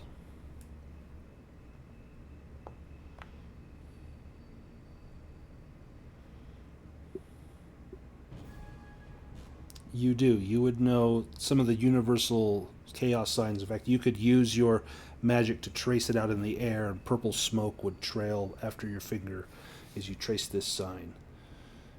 And he says, "The shaman will wish to speak with you. Bring your friends down. They will be fuel for the infernal fires. You will all be fed to the Chaos Lord." I will see that it is done, and for your own sakes, I would command that you leave this tower, that I may have it for my own purposes. I need to prepare myself before meeting the shaman. He will grab Aeden's body, who else is down? Forham is down. And Thorvin. Your unconscious bodies will be grabbed by the Beastmen. Gotrek, do you do anything? You're conscious. You haven't gotten up, but you can see this happening. They're going to pick you up and haul you out of here as well. I mean, honestly, I don't think Gotrek would really be down with that. From a not very meta point of view, definitely not. It's a good plan. Don't get me wrong. I'm so sorry. Just let them murder me, but he would definitely start resisting. You struggle against them, but they've got force of numbers, and they quickly overwhelm you, clubbing you over the head until you lose consciousness. You're not dying, but you are unconscious. And they will drag all of your bodies through this door just to the north that heads down into the depths. And they will take some of the prisoners that are suspended from chains as well, and one of those will be Raven, that is Aeden's pupil. Let's go ahead and take a short break, and then we will continue on the next map as they are dragging us down into the ruins below the keep. And I'll be back in maybe 7 or 8 minutes or so. See you then.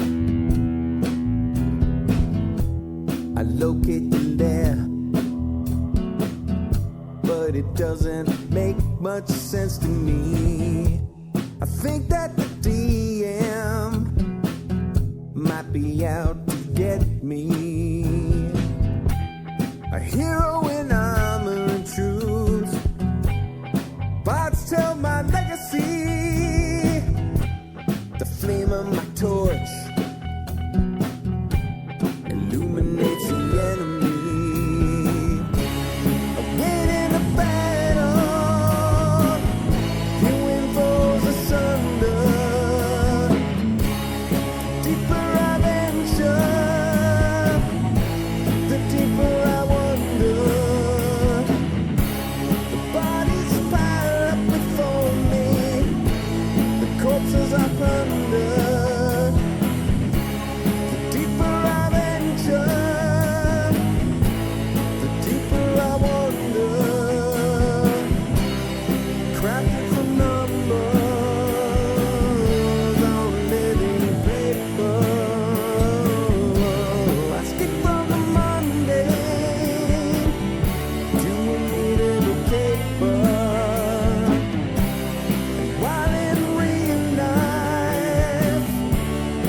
fate is unspoken.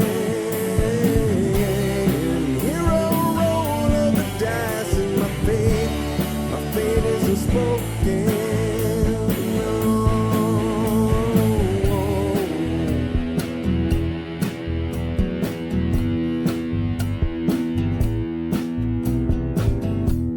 I drink my last potion. I charge through the open gate.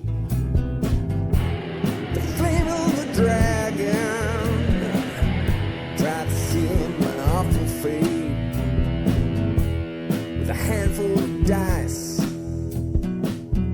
5 times I rolled 20. The dragon goes down. The DM no bloody. I leave with the princess. A satchel chock full of gold. We head to the tavern where my mighty tale unfolds.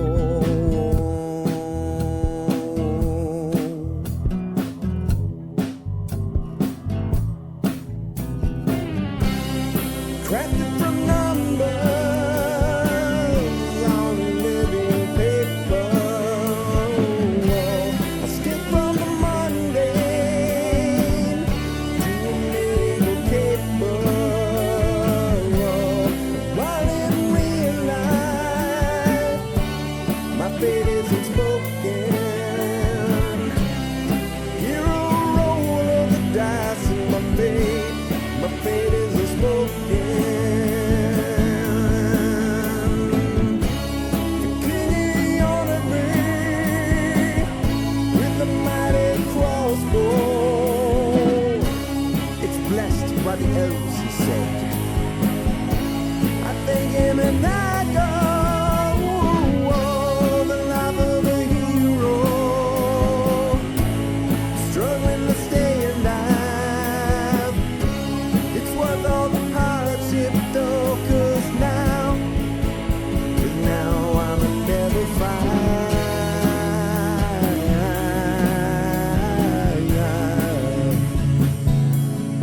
Level 5.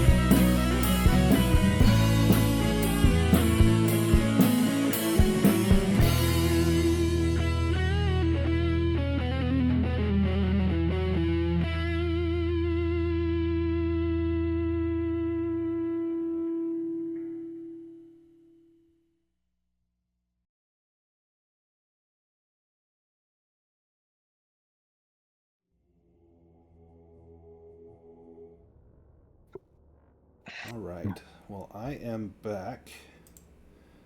Hopefully everyone else will be back here soon.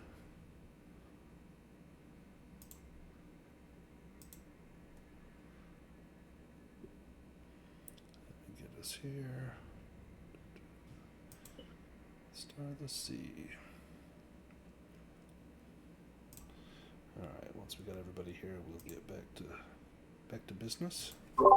So, do I need to make death rolls until I die, or come back? They would probably crudely bandage you. That if they can get you alive, they would prefer it. They like the person to be weakened and tortured.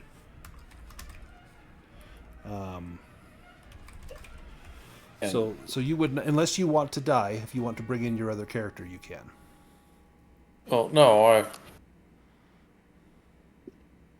I just didn't know how we dealt with this. Yeah, I'll leave it up to you. If you want your character to survive, they can survive. If not, Oh, I definitely want to survive. Yeah. And while making death saves, we do see what's going on around us, right? You do. So, So, let's see if I've got everybody here. Looks like everybody's so here. So they take you down into these ruins beneath the keep, and there's narrow halls lined with cut stone blocks, dusty cobwebs hanging from the ceiling. Time seems to weigh upon this ancient place. You go past a hall that has a pool of water. Inside the hall, you actually get a glimpse of horrific images on the wall. Looks to be like some sort of beast in the depths, while a wizard stands atop a stone pillar looking over at some sort of great edifice on an island, and a creature of darkness above making sacrifice. The mural below shows someone wielding a great axe with a horned helm doing battle against various foes, and different men made from the bodies of beasts lingers there as well. You were taken through a temple with the markings on the walls, and dozens of skulls lying about. And then finally you arrive upon the shore of the Starless Sea, a wide, dark sand beach of a vast underground sea. Far out across the water, you could make out a golden glow through the gloom. An enormous stone menhir stands at the water's edge, dark waves lapping at its intricately carved faces. Past the towering standing stone, a dragon-prowed longship emerges from the mist. Maybe. There it is. Its hull scrawled with forbidding sigils and runes that glow a sickly green in the dim light. The ship draws to a stop some 50 feet offshore. The beat of distant drums and far-off wails of terror mixes with the quiet lappings of the waves. A quick inspection confirms that the beach is churned by hundreds of bestial feet, talons, and hooves. You also discover a single trail of human footprints, most likely tracks left by some of your fellow villagers that had been chained together. Atop the menhir, the Beastman champion stands, and he lights a red candle, and as the glow begins to fill the scene with a hellish infernal glow, the dragon ship begins to move ever closer to the shore.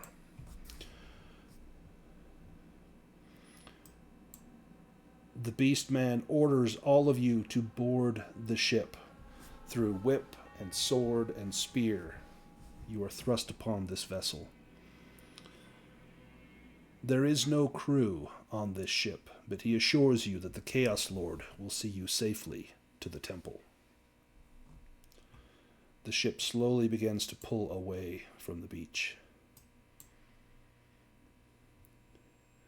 The journey is long and slow.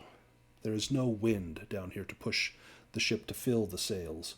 It is merely the eldritch currents that carry you along the water. That means everyone has time to do a stretch rest, if anyone needs to do a rest, or you can do a round rest if need be. Can't do that when you're doing death rolls, can you? Well, they did bring you back to consciousness with horribly crusty used bandages. I think one was probably someone's tissue that they had blown their nose upon. So we have like 1 hit point. Yep. Yeah. And we are disarmed, right? Yes, you have been disarmed.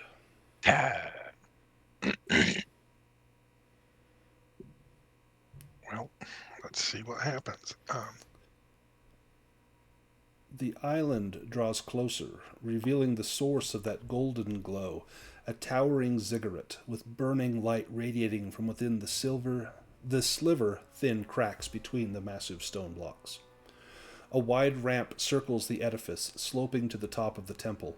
Hordes of beastmen crowd the ramp, howling to the darkness, hammering upon massive hide drums, and pushing a terrified string of prisoners to the ziggurat's glowing peak. High atop the temple, you can make out a fearsome silhouette of an enormous armored figure wreathed in infernal smoke lit from below.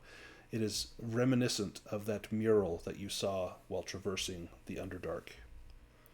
This ziggurat serves as a mystical forge designed for a single purpose, to reunite the spirit of the Chaos Lord with the physical body. Countless sacrifices are being brought, and you are among them. Let me take us to the temple.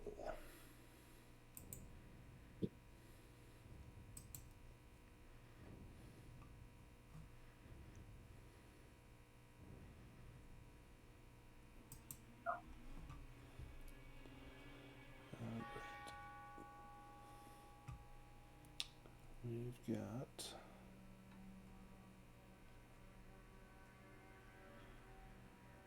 Raven, Gotrek, Thorvin, Forham, and Heisenberg.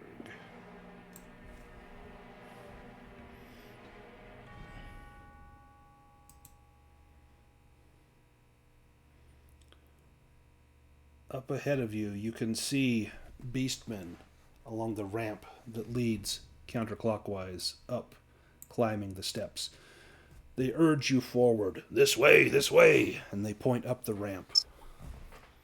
I'll fix that later. Quickly now. Does anyone take any action with these beastmen here, or do you do as you were told? I'm going to do as I'm told. Not much choice. Yep.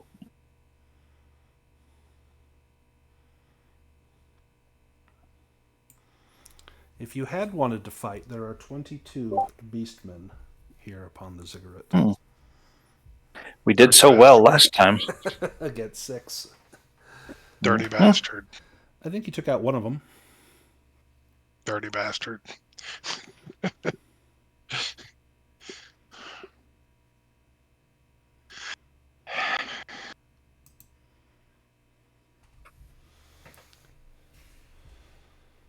And you see some of them stopping and kind of grabbing your flesh, and they're patting you down for valuables. Most of you have been picked clean. Some of them give you a little squeeze through slavering lips, as though they thirst to taste of your flesh before you are sacrificed. You begin to breathe heavy as you continue to scale up the spiral steps of the ziggurat. Thorvin is seething and will pick his spot. Now, right there where Forham and Gotrek and Heisenberg and Raven are at, you can see the Beastman Shaman with his acolytes. And they bring villagers up to them and cast their bodies into the molten heart of the ziggurat, along with the king's ransom in gold, silver, and copper. The Beastman Shaman reigns over the ceremony, hoisting an effigy of the Chaos Lord high into the smoke.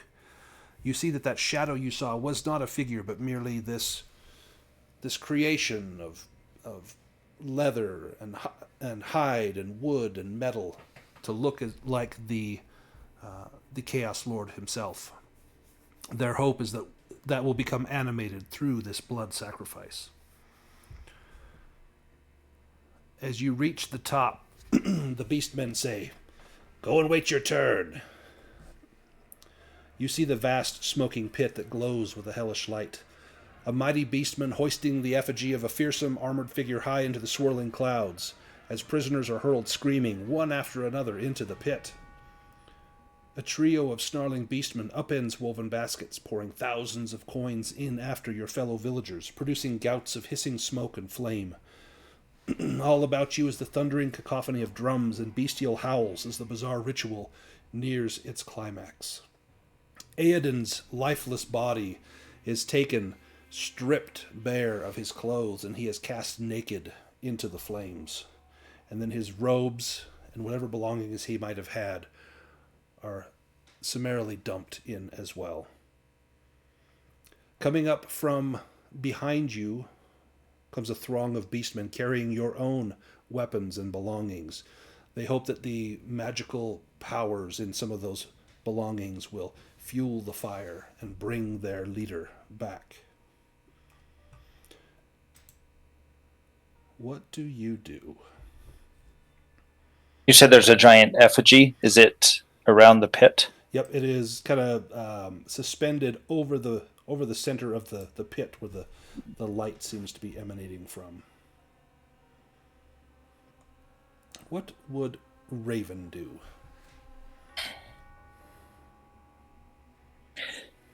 He wants to run and leap onto the back of this effigy and cast a spell. Ooh. After seeing Aeden get cast down into the pit, you can make an acrobatics along with his stuff. Yes. They point to Raven and say, "You're next." And as you begin to walk, your walk turns into a jog and then into a sprint. That will be an acrobatics roll to leap up onto that effigy. Let's see. Acrobatics is right. Oh, okay. Wish me luck, because I'm leaping. Yeah. Oh, yes. Nice. Okay. I had a 5. All right, so you leap atop this effigy as Aeden's body reaches the molten core, and the smoke rises up, and you smell his familiar scent. It's a scent of leather and parchment and pipe smoke, and you can smell that mixed with the stench of his burning entrails. And then his grimoire hits the flames, and a huge burst of fire spouts out, and hot steam spraying about you as you leap atop this effigy. What are you doing there? I am casting at maximum level, imbuing all my power into this effigy. I'm casting Shatter. Ooh.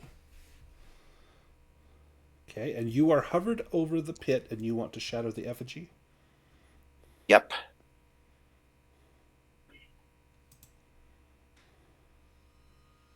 So it deals, let's see, 2d10, but each power level be on the first. So it'd be 4d10 damage. So he needs to take 20 points of damage to destroy the effigy.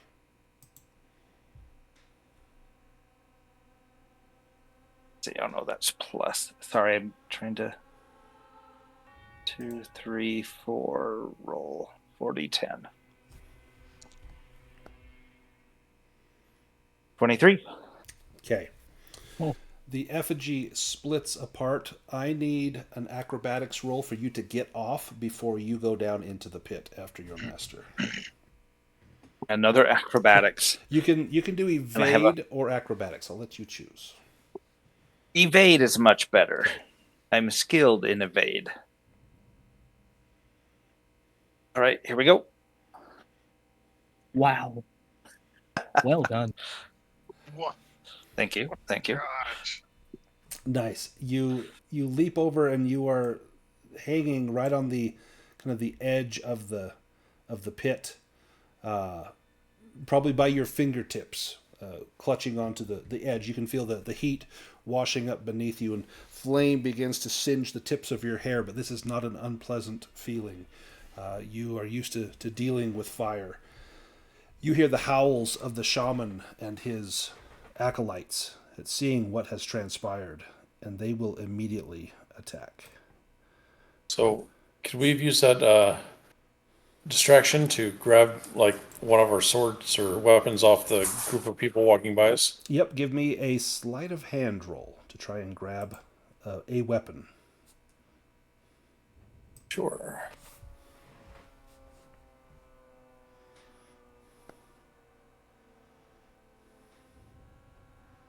We're gonna get scared. Nope.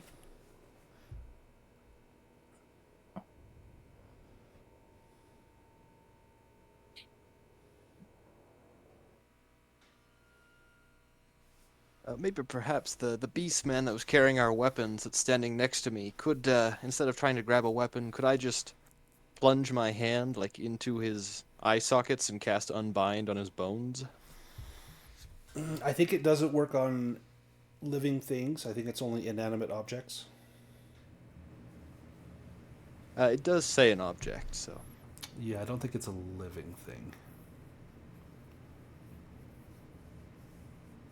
So Thorvin was not able to grab a weapon at hand. If anyone else wants to try to grab a weapon, they're all kind of here being held by a beast man. He's got just his arms full of weapons and equipment. Lovely. Gotrek, you see that skull cleaver axe. I'll jump on that.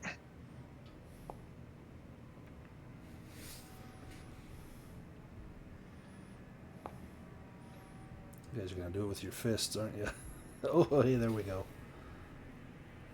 Foreham grabs a weapon.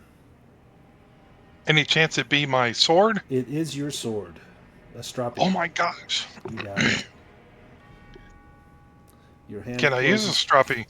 stroppy? You can here in just a moment. Once, if everyone wants Okay. to try to grab a weapon, if they get one. Gotrek did not. Thorvin did not. Raven is busied herself. What about Heisenberg? He doesn't use weapons. You could grab like your staff or something if you want it. If not, we I will. believe he uses an amulet, but if they took that, then he would try and grab that. Yeah, you could try to grab the amulet. You use that as your spell focus.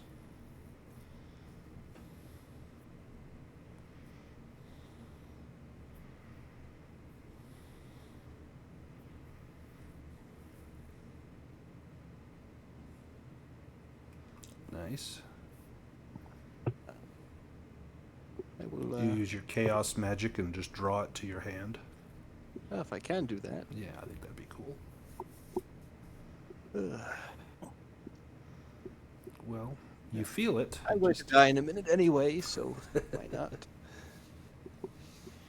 Nice. There you go. You've got your amulet. Okay, the way the battle will go now. The chaos effigy is listed there. The effigy, something will happen when it's his turn.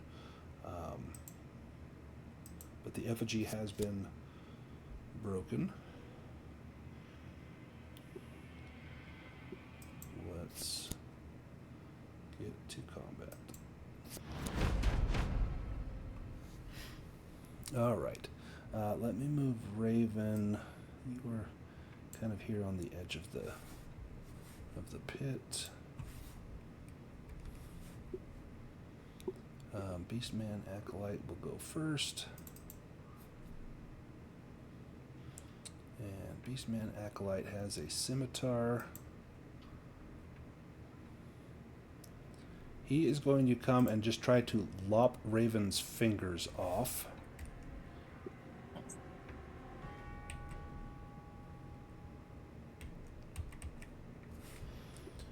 I can move him down there. Don't move through the fire.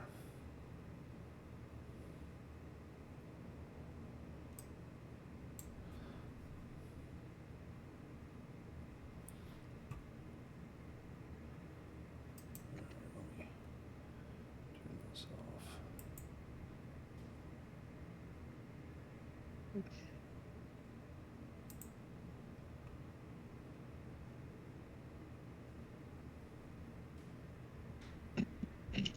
See if that helps my lag at all.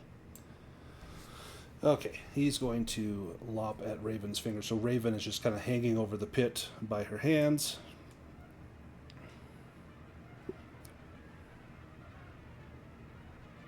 Raven can make an evade roll if Definitely. if need Definitely, be. definitely. We'll see if he hits first. Mhm.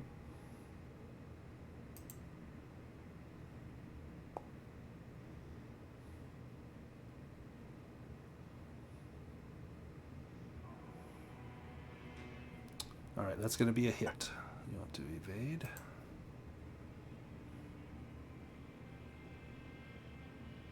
Nice. So you can move 1 square. You could kind of shuffle to the side or something to get away from him. Got it. All right. Yep, I just kind of scoot my hands along the edge as I'm hanging. Perfect. The effigy, the pieces burst into flame, drawing in the flesh and gold-steeped magma. Animated by the spirit of the Chaos Lord, the glowing effigy emerges from the magma, rapidly cooling into a hardened, blackened form. So it's rising up. Next round, something else will happen. But you see that effigy coming up out of the flame like a giant statue. It's not moving, it's merely like levitating up through there. The Beastman Shaman, I think he's got a spell here. Did the shatter do anything to it? It did, so it will have weakened it quite a bit. Okay.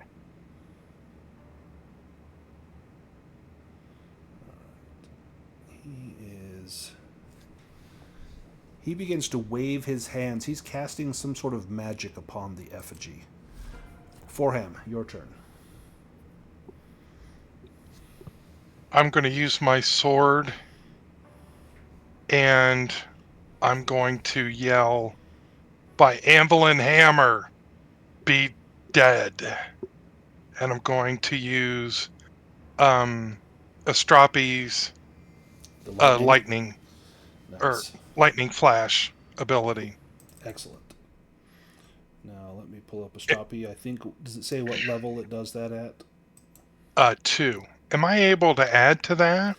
No. So it's No, that's dependent fair enough. upon the level that was put into there when it was crafted. Yeah. Yeah. So level 2 indoors is going to be 8 willpower. Yep. And 3 dice 6. Do I just roll that from the You tray? don't even or... need to make a casting roll. You can just roll 3 dice 6. And then that will jump. Are you doing this on the shaman? On the effigy. On the effigy, okay. So 5 points to the effigy, and then it would jump to someone that was within 2 meters, but there's no one within 2 meters. Fair enough. Let me give that to the effigy.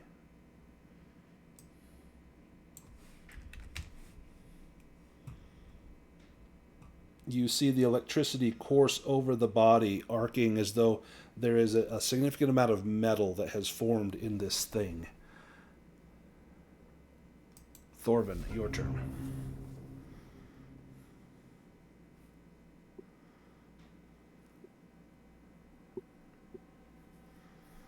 Come down here and taunt this guy. Perfect.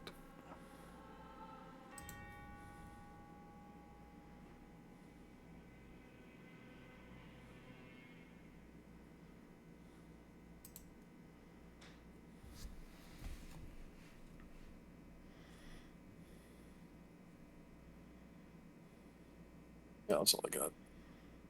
I can't get to the intern thing. There we go. All right. Beastman, Acolyte.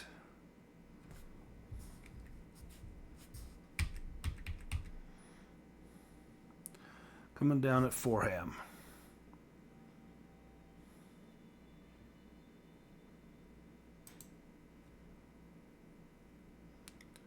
And while he's making his way over there, let me roll a sword attack.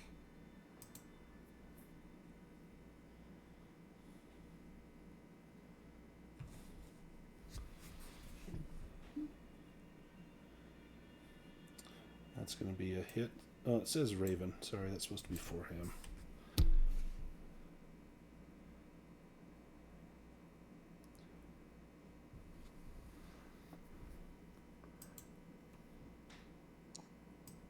And Forham has acted. Dropped. Forham drops. Raven used her turn to evade. This other Beastman will swing at Thorvin. Sure.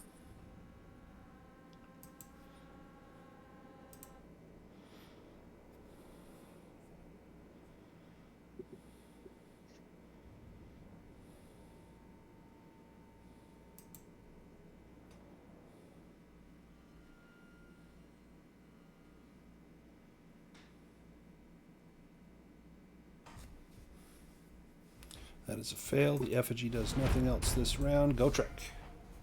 Does he drop our stuff to swing at me? Oh, he does. Yep. So your stuff's in a pile at his feet. So you could use an action to recover it. You wouldn't even need to roll a sleight of hand. Well, but then, that's next turn. Yep. Can I just try to beat the shit out of him? You can. Do like a brawling roll. Yeah, I've never really done that, so I don't really know what the rules are, but... I think it's 1d6 plus your strength bonus. Mm-hmm.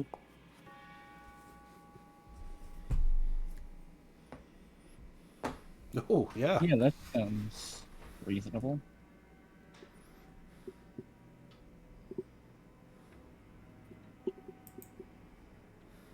Did you mean to leave this guy?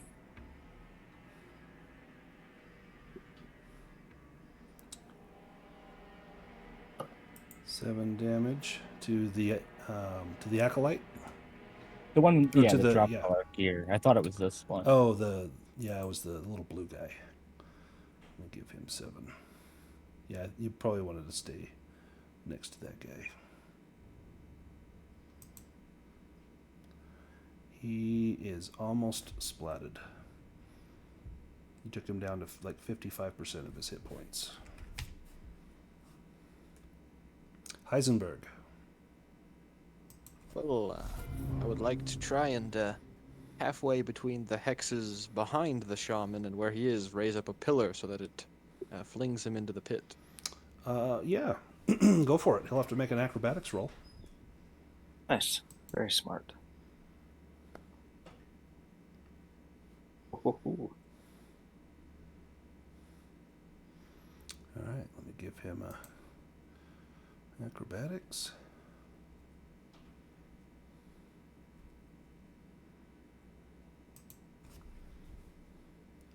This might change things.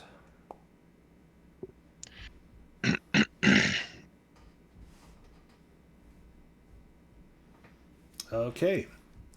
You hear this little Wilhelm scream as he pitches forward into the fire, and a great gout of purplish flame sprouts up as the Beastman shaman is consumed by the fire. Wow. When that happens, the effigy begins to show cracks along its surface, and the rock crust shatters, revealing the fully armored body of the Chaos Lord effigy, a hellish horned humanoid with a single cyclopean eye that blazes with infernal light. He emerges from his unholy forge and strides into battle, hammering down foes with a triple-headed spiked flail. But he has taken some wounds because of the damage to the effigy as well as the damage to the shaman. Nice. This acolyte.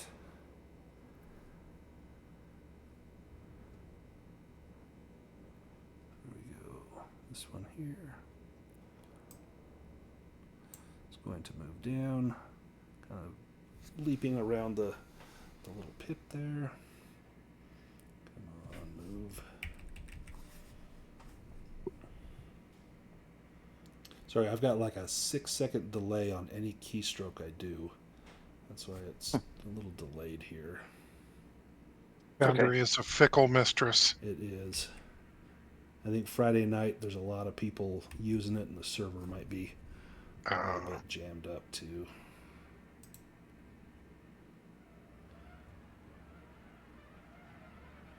All right, Scimitar at Thorvin.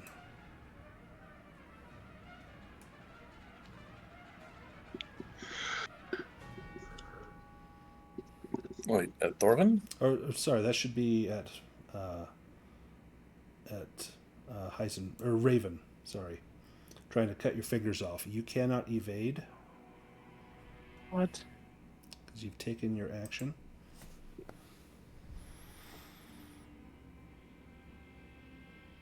$10 damage. What's your hit points at? After the 10, I'm at 2. Give me a strength roll. Or strength or agility. I'll let you choose to try and hang on.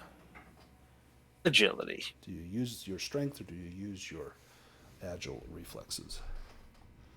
Agile reflexes. You managed to hang on, but only just. Your hand, you've taken a cut across the back of your hand.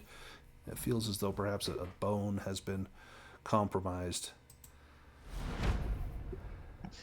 And then round 2. So the Chaos Lord will not act, but on this next round he will. Okay, round 2. All right, I'm going to try to rally. Perfect. Will roll with a Bane.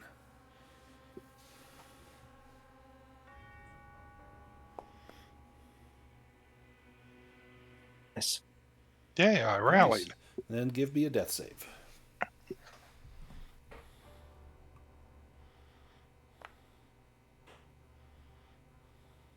Alrighty. Uh, Am I able to act or attack? Nope, that was your action. But on the next Okay. round, you will start with your full action. And you'll still just be making death Okay. saves. Great. Heisenberg, you are up. Well, I will. Let's see.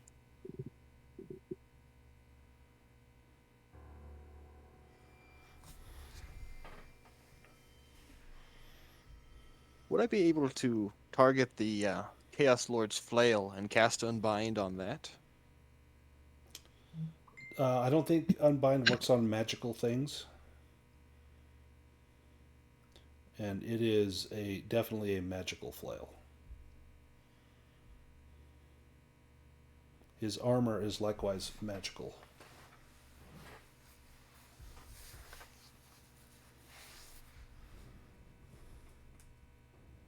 Well, I know will, Shatter is the same way. I think Shatter does not affect magical items as well. This Beastman next to me, I will then use Entropy on him. And send a wave of energy towards him.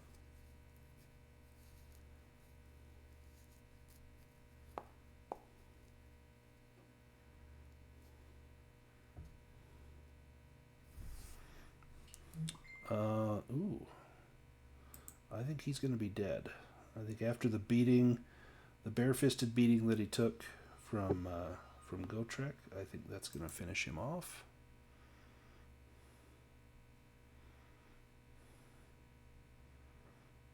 Oh, no. Almost. Oh, man.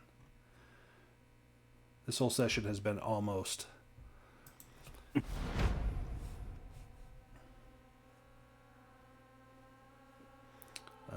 This Acolyte is going to swap with the Chaos Lord. Mm. The Chaos Lord will rise up out of the pit and is going to attack. Let me swap him.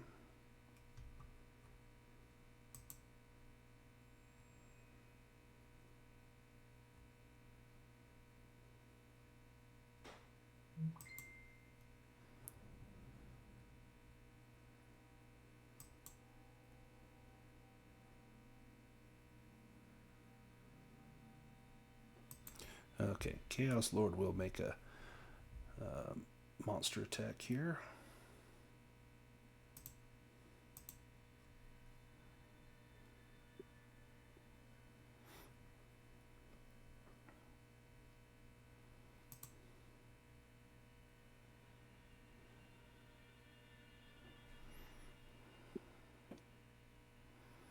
Oh my goodness, come on.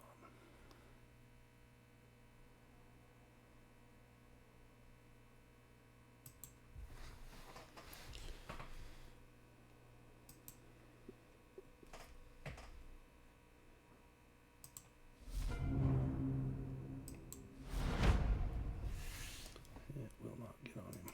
There we go.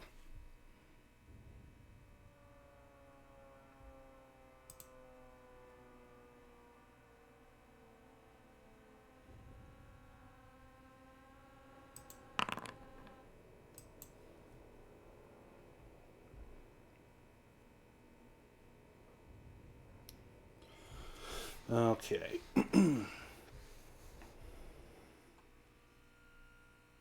Horrifying stare. The Chaos Lord stares into the eyes of an opponent. It's going to be Heisenberg. lets out a guttural scream. You become scared and suffer a fear attack with a Bane on the will roll.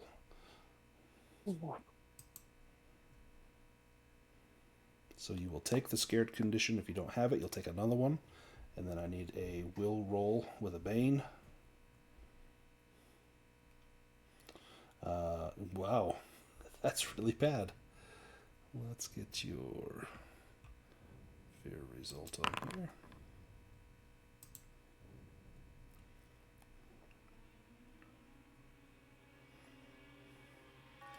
You turn pale. Everyone around you, which is everyone up here, will take the scared condition. If you don't have scared, you'll take a different condition.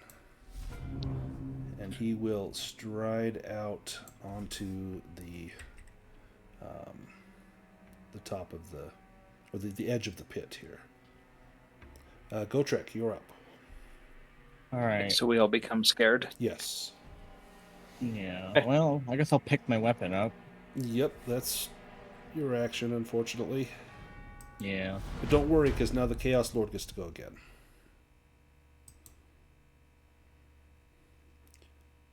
If you guys can just do like 10 Damage. Yeah, like 60. Actually, it's like 5 more hit points.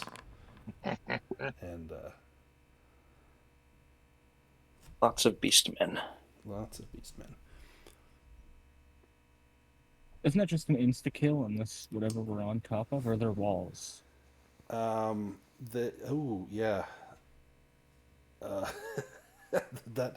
There's no walls. All right. He sends out a magical strike. This will hurl the victim 3d6 meters. Let's just see how far it's going to be, and then see if who he attacks wants to evade. I'm going to say it's Thorvin. 4 squares. Yep. So yeah, 4 squares, which would push Thorvin 1, 2, 3 down onto the beach. That's going to be 1, 2, 3, 4. 5d6 points of falling damage. So, if you want to evade, you can. Yeah, pretty certain I have to. At least you'll be out of combat. Oh, I'm dead. I'm going to turn off the check mark on my plate armor since I took it off me. Yeah, armor would have no effect anyway, but that'll help your evade roll. Very good.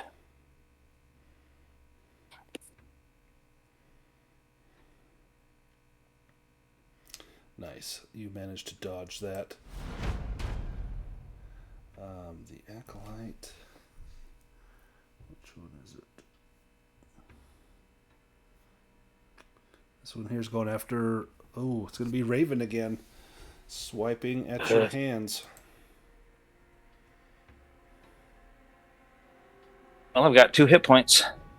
You haven't acted yet, so if he hits, you'll have a chance to evade.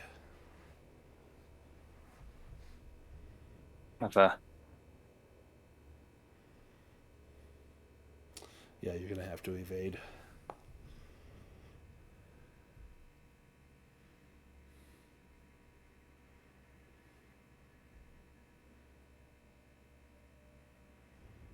Ooh. Okay. Well, this is it. Oh, okay. You managed to hang on. You do have a lag. Yeah. I've got it's like 6 seconds. It's horrible. Yep. Let's go to the Chaos Lord again.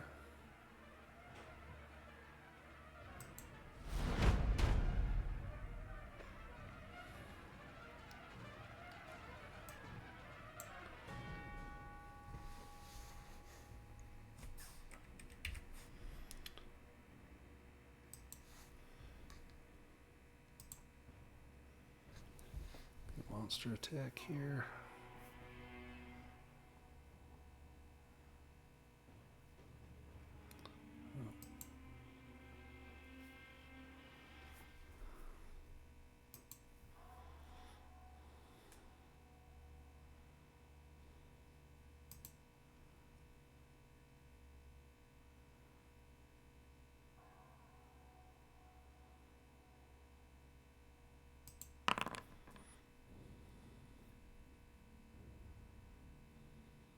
Oh,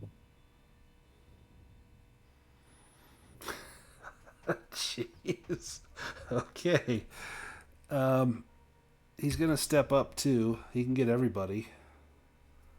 Does it matter that Raven is still hanging Oh by yeah, her yeah. fingertips? Wouldn't be Raven Pit? because technically you're not up there as he's swinging, but it's gonna be Gotrek, Forham, Heisenberg, and not Thorvin, but pretty much everybody else. And if you are down, you're not going to take any damage. And the Beastman, hopefully. No, because he can choose to. He yells out "duck," All opponents. and they all duck. Yeah. So, okay, 11 points of damage. nice. Is that not everybody? Is everybody down except for Thorvin? Heisenberg has 1 hit point. Was that a sarcastic nice? Yeah. It was, yeah. Not thrilling, but nice. The acolytes are waving their hands, pumping magic into the effigy. Gotrek, your turn. Now, you had rallied yourself, correct? The round before? I think Forham had. Or Forham had. Okay. So Forham, Yeah, for you will. That counts as a failed death save when you take that 11 points of damage. mm-hmm. So just check one of those failed death save boxes. Gotrek, you are down. You can rally yourself, or you can make your death save. Does Gotrek or Forham want to switch with Heisenberg so I can get 1 action in before I die? Yeah, I might as well because I'm not going to do it willpower roll. So If you can do 5 points of damage to this guy, to the effigy, he will crumble. yeah, that was my hope.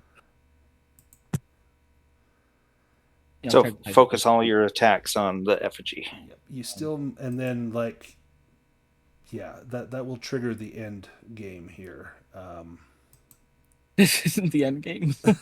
You mean this? There's more? What? More torture? There we go. All right, Heisenberg, you are up. All right, I'm going to just grab hold to the Chaos Lord and plunge him in the pit, using myself as a vessel to cast the last of my entropy, and hopefully burst myself open with a entropic blast that will hopefully kill him. So are you spending hit points to fuel willpower? I have enough to do the spell. I have Okay. 3 willpower left, so.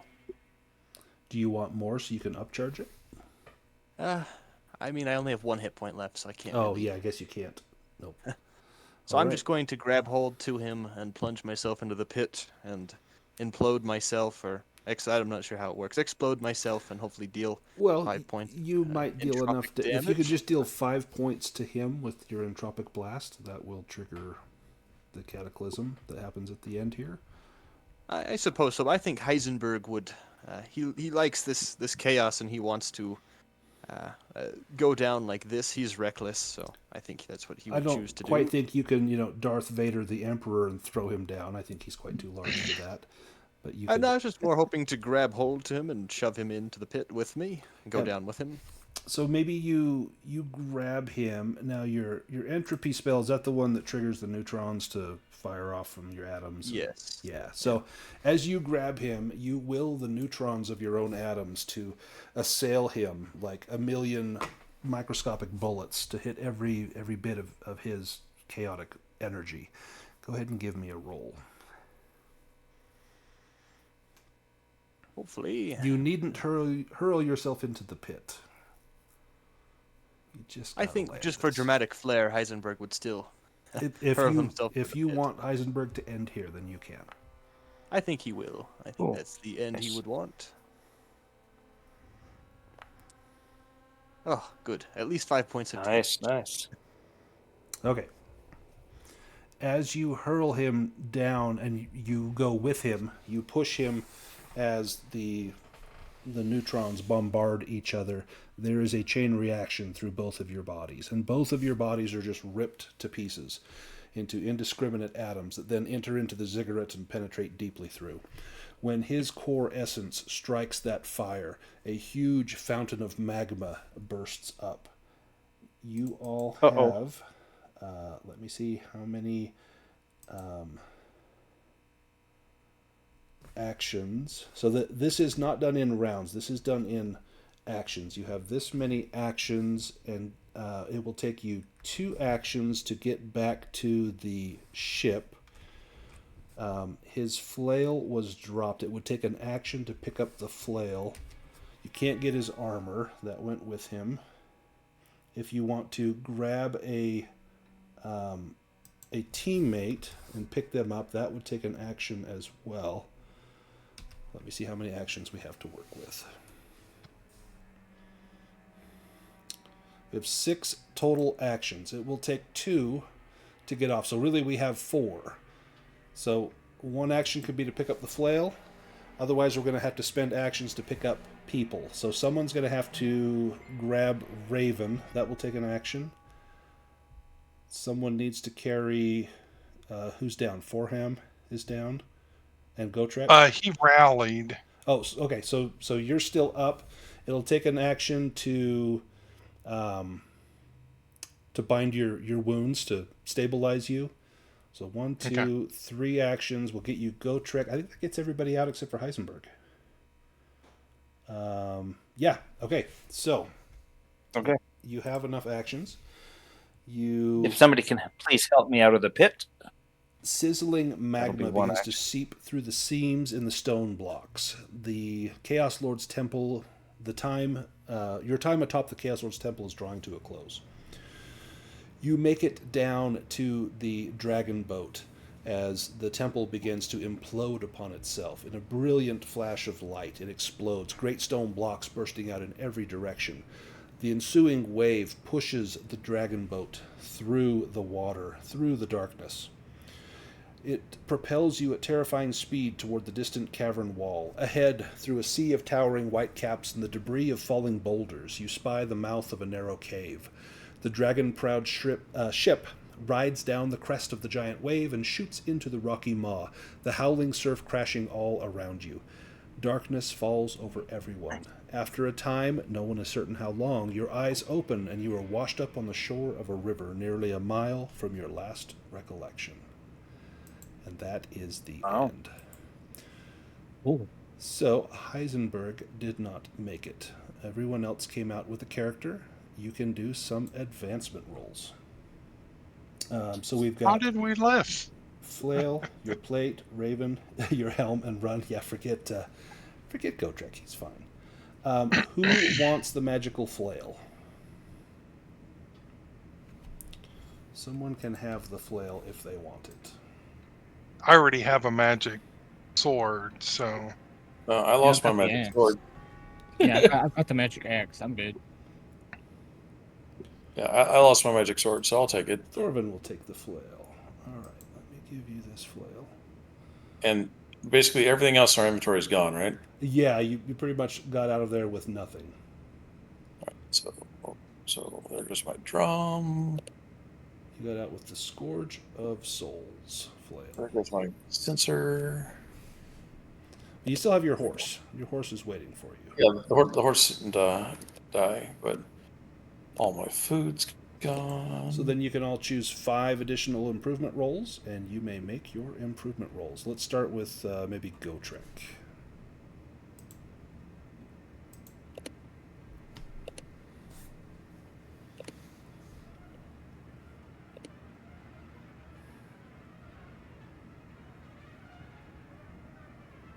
Did they take my memento? No, they would have left you with your memento. They saw no value in that.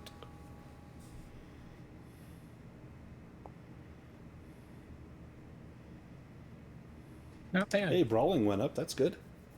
And Evade. Evade is really good. All right, how about Forham? What have you got? All right, swords. Beat a 12. There we go. Nice. Love it. Oh, Hammers. Beat a 13. Love it. wow. Acrobatics. All I got to do is beat a 7. Crafting. Beat a 12. The evade. Beat a 7. Oh, man. Sleight of hand? Nope. That's okay. Spot hidden, 14. Die. How about Raven? All right, acrobatic. Rat. Only had to beat a 5. Evade beat a 10. Myths and legends beat a 12. There we go. Sneaking, that might come in handy. Beat a 5. And then the elementalism secondary skill. That's one that you can Yes. Yep. apply one of the 5. Yep. Because that's how you'll get better at your magic. I had to beat a 12. All right. Yeah, you hit 2 of those right on the money. Let's go to Thorvin.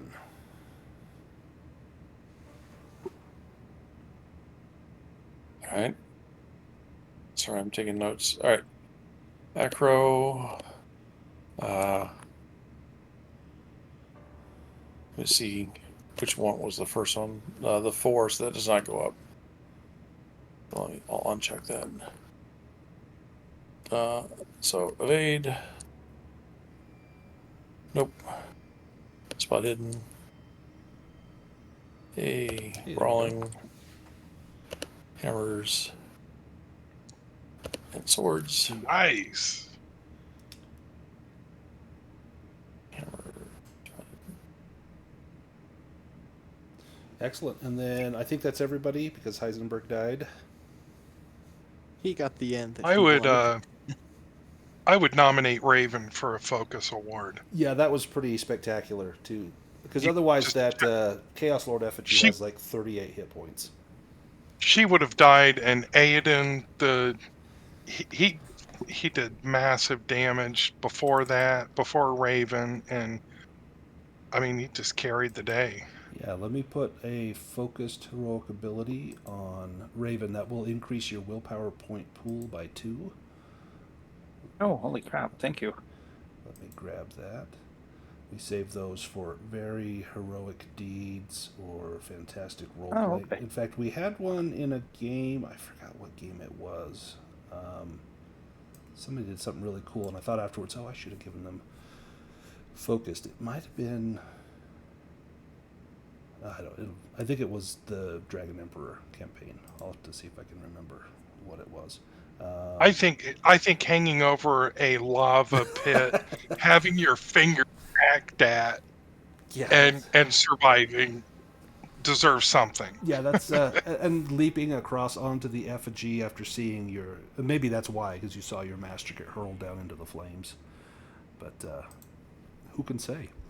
Well, fantastic. Well played. That was brutal. That was just as hard as I thought it would be. I thought we had a TPK in the first half. I think we went 2 rounds and we had 1 person left, and then I thought this was going to be a TPK here at the end. But teamwork definitely won the day.